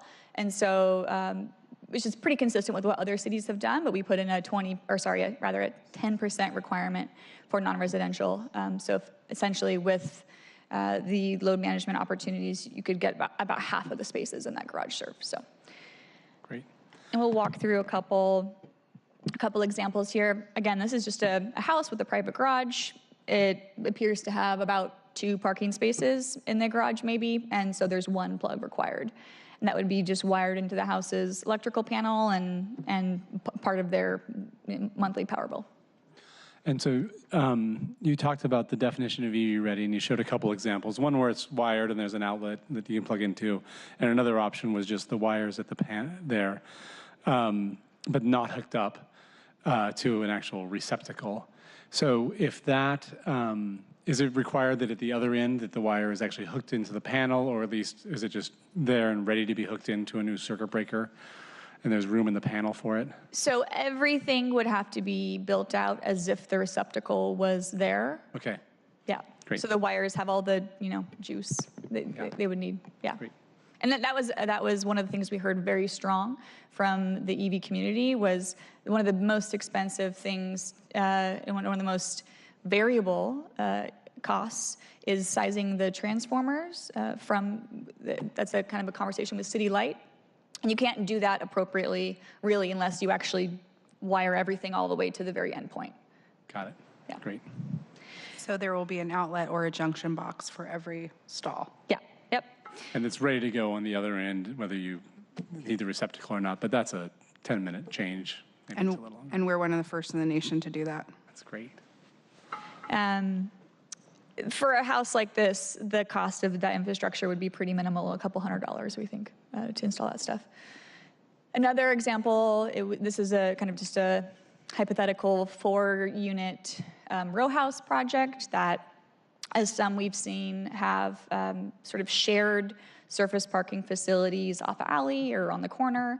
And so in this scenario, each of the 4 parking spaces would need to have their own EV-ready outlet there. And it'd be up to the developer to decide how to wire it all, but it would probably make the most sense in this scenario for them just to tie it into each unit's panel themselves. So, and then here is an example of the 20% requirement for an apartment building that's in a parking garage. You can see that there are sort of the 2 EV-ready parking spaces and the 2 outlets there, with the possibility of there's enough kind of power juice. I'm not an electrician, so I apologize for anyone. There's enough power coming through those 2 outlets to potentially charge cars in all 10 of those spaces. So this would be a fully electrified garage. So on that, like in this particular example, do we specify where the outlets need to be located? Because I look at that layout, I know it's just a schematic, but if there's a special hose that's got 5 different nozzles on the other end to hang in 5 cars, but the cars that are on the other side would have to drag the wires across.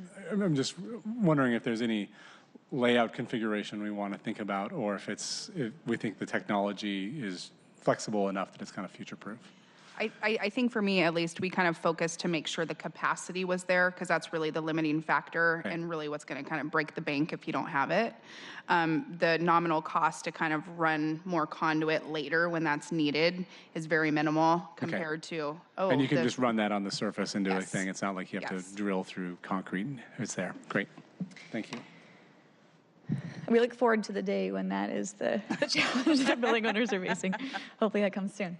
And then finally, an example of, for non-residential development, kind of trying to make it clear that with that 10% of spaces EV ready, you can electrify potentially half the spaces in the garage, so still ensuring that there's access in those facilities. And is that, I realize that the world around EVs is evolving rapidly, but are we seeing that most people that have EVs are doing most of their charging at home? So they may drive to work or the grocery store, and maybe if they're a little low, they'll top up. But if 50% of the places are covered, that feels pretty good and pretty future-proof, even in a world when there's 100% EVs out there. Yes, because we hope people don't drive to work and they take transit. Also, I mean, I think studies have shown that people are more likely to buy an EV if they're charging at their house, and so being able to charge at work is great. And if you have an employer that offers that, that's a great benefit. But jobs change, and so you know, we wanted to kind of meet them halfway. That's great. Yeah. A couple other small details for those of us who like to get into the weeds on this stuff. For a type of multifamily development that's called unit lot subdivisions, you may be familiar with. It's a way of kind of dividing land up after the permitting process, typically. For those townhouse projects that have these and they have shared parking areas that have legal agreements protecting the rights of the people who own a townhouse in that unit lot to access those areas, we made sure that we added language that when they're drafting those legal agreements and they get recorded and everything, when they're doing their subdivision, that it's very clear that the people who have access to those parking spaces also have access to the EV infrastructure there. Just so there's no awkward situation in the future where I buy condo A and you buy condo B and you don't let me park my EV in there. Also, in terms of accessibility, it's very common in new development for there to be building code requirements for ADA parking spaces. And so we made sure that if someone is going to be putting in ADA spaces and putting in EV-ready spaces, that at least one of those ADA spaces has a plug at it, so that space would be more easily able to serve an EV. And then in the off chance that someone designs a surface parking facility really far from a building, we have some design criteria for just protecting that and having bollards or whatever it is to make that work. So at the end of the day, the goal of this bill is that all new residential off-street parking is electrified, right? The facilities can be fully served by the power coming into that project. Half of new non-residential off-street parking is electrified. And then we think, permitting volumes change, the amount of parking that we build and permit in the city every year changes, but we think that this will lead to thousands of new EV-ready spaces each year. So excited about that. Great. And just to kind of close this out here, so, I mentioned this before, but this EV readiness ordinance really supports a broader climate, transportation, electrification framework under Drive Clean Seattle. And I personally wouldn't mind if we didn't build any more parking in the city.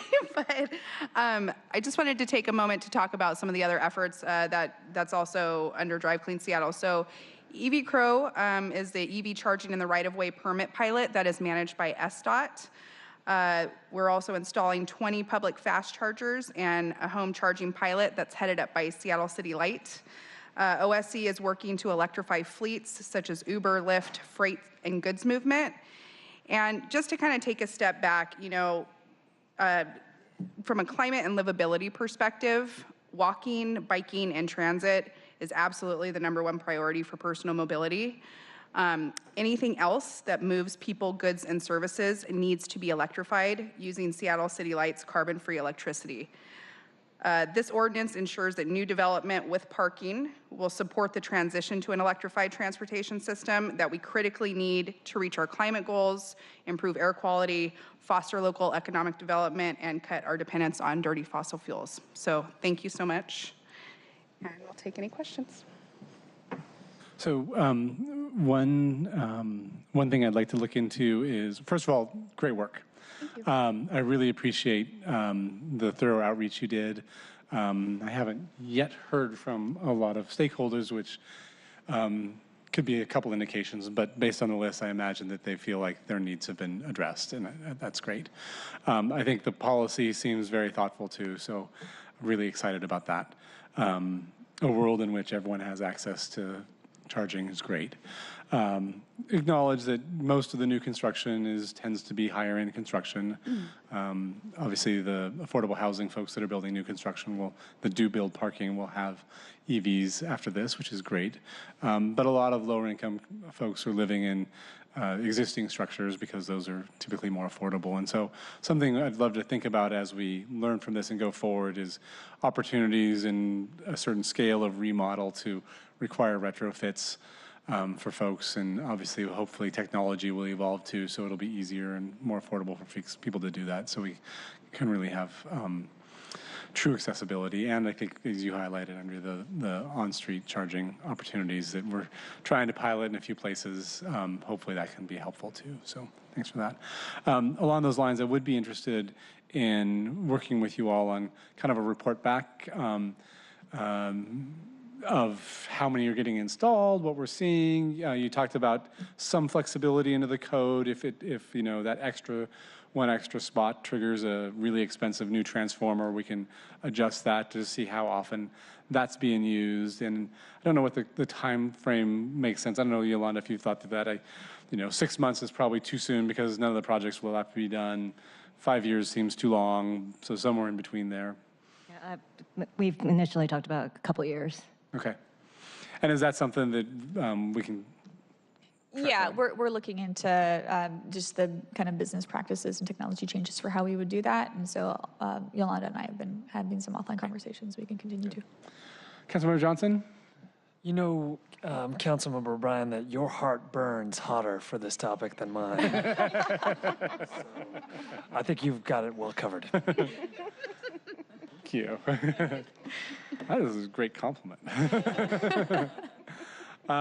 Thank you all for your work on this, and I believe the plan is back in committee in 2 weeks, and so we'll look forward to hearing from anybody else in the public. I imagine maybe public comment will be a little bit different in 2 weeks, and so if folks have some questions or concerns about this or ways to strengthen it or address things, let me know. But I'm really, really pleased with the legislation, and I really thank all your hard work on this. Very thorough. Thank you. Thank you. Thanks. All right, Jasmine, you want to read the last 2 items into the agenda? Councilmember Johnson, you got a couple more minutes? All right. Agenda items 3 and 4, appointment 01280 and appointment 01281. Reappointment of Brian Estes and Joseph Laubach as members levied to move Seattle Oversight Committee for a term to December 31st, 2022.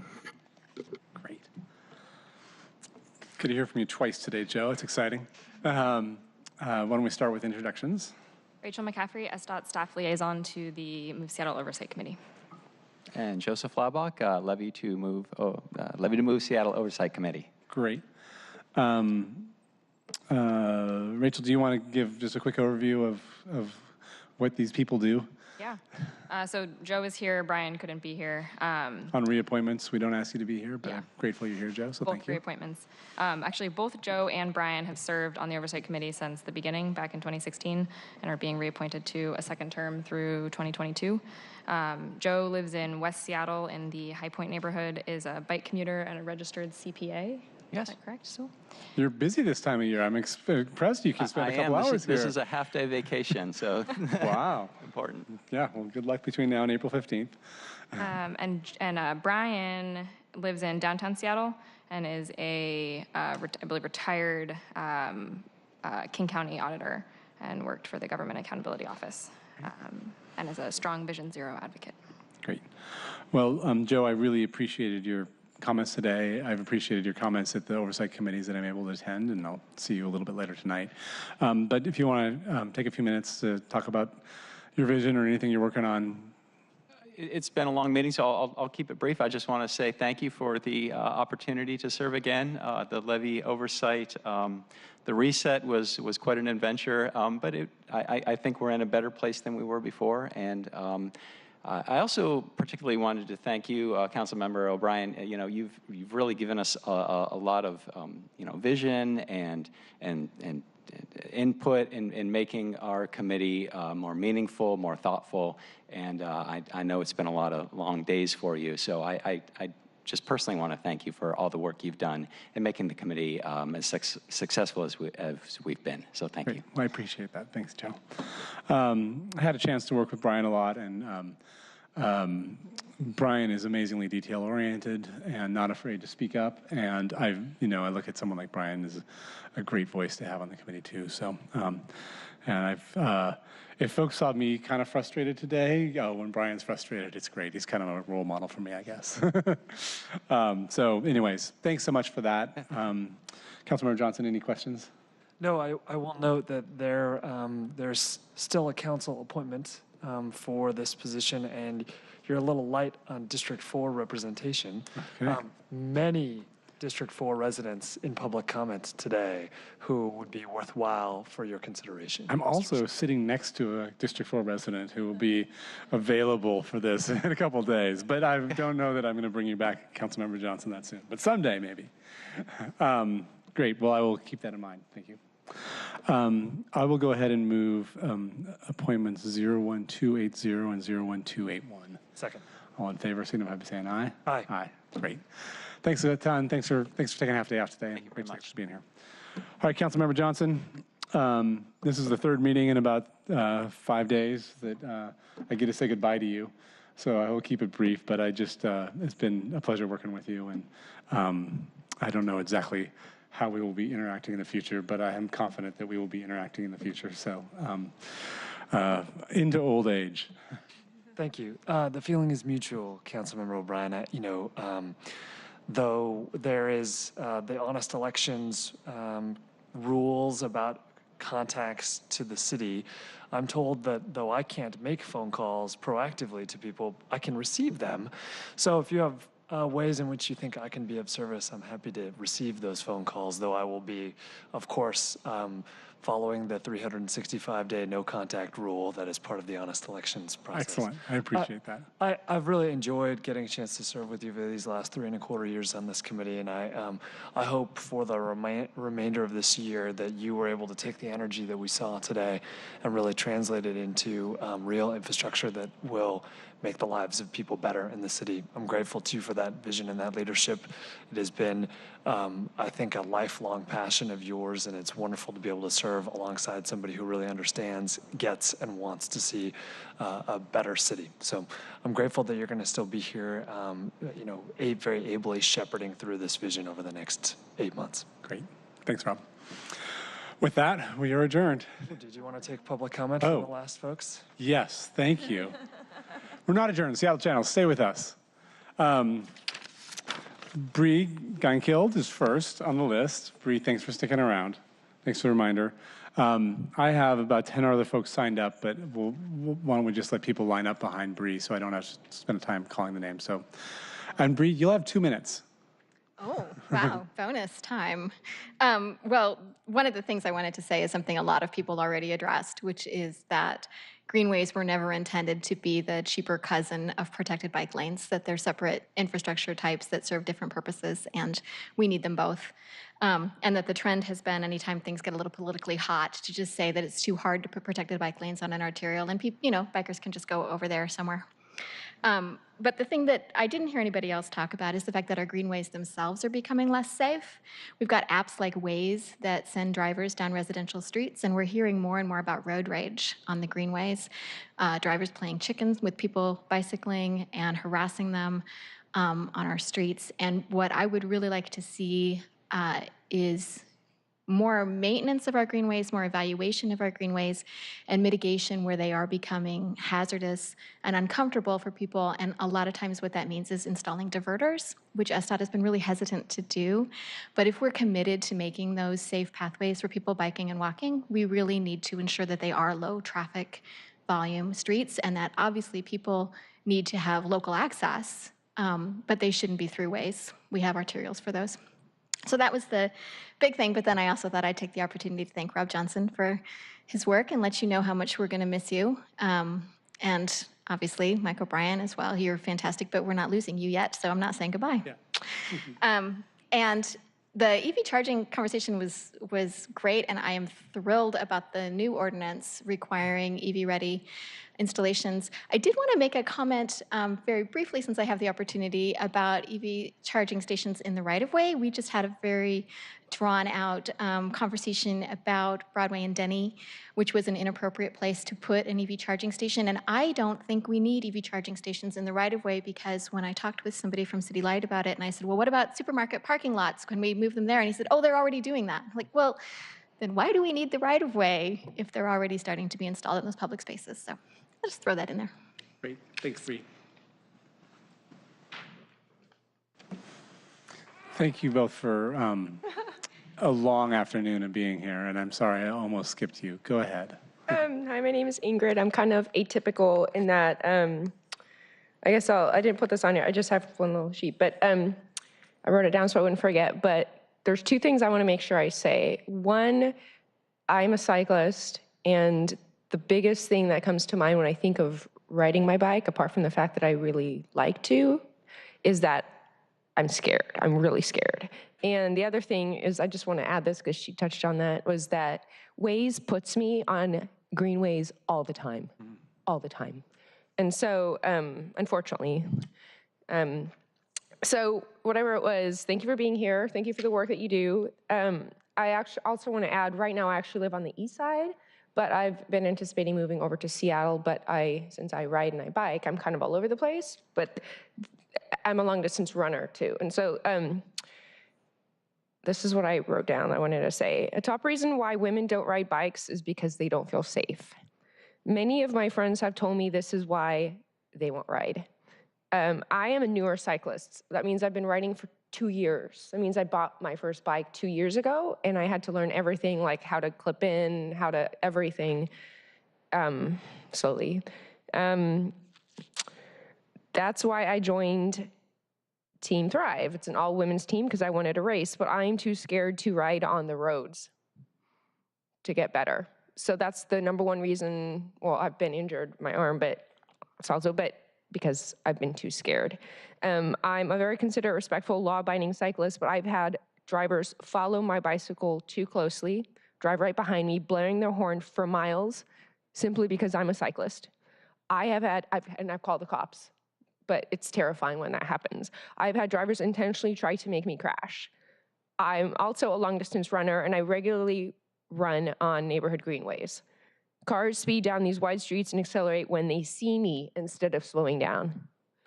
People blow the crosswalks on these neighborhood greenways all the time when I have already been in the crosswalk. I wear neon clothing when I run because I like the colors. So they can't say they don't, they just blow them. I have been in the middle of a crosswalk and had a police officer who didn't have lights or sirens on, no emergency, just not paying attention, blow the crosswalk with me in the middle of the crosswalk 2 feet away from him. If I had not stopped, I would have been in the hospital. This is why I now avoid greenways when I run if I can. I stay on the narrow roads. These are a few examples of my experiences. Please do not tell me that greenways are safe, because they are not. The only way to protect cyclists from cars is to actually protect them and give them protected lanes. I came here because I saw a social media post about this meeting by Cascade Bicycle Club asking us if we cared about this issue to come, because I do not think that greenways are a solution for protected bike lanes. And when I read what came out last week, I was really, really upset. Please do not say otherwise, because neighborhood greenways are not safe for cyclists. I ask you to listen to my voice as a woman. I am not an activist. I'm not. I've never been to anything like this in the past. I'm an average member of your public, and I'm a bad cyclist with slow reflexes on the bike, which means if a car does something, I can't respond fast enough to save my life. I ask you to listen to my voice as a woman, that I do not feel safe on the roads without protected bike lanes. Please help, and please give me protection. Thank you, Ingrid. Is there anyone else who wants to provide public comment today? Great. Ingrid Bree, thank you so much for being here. Thanks for the work you do. With that, we are now adjourned.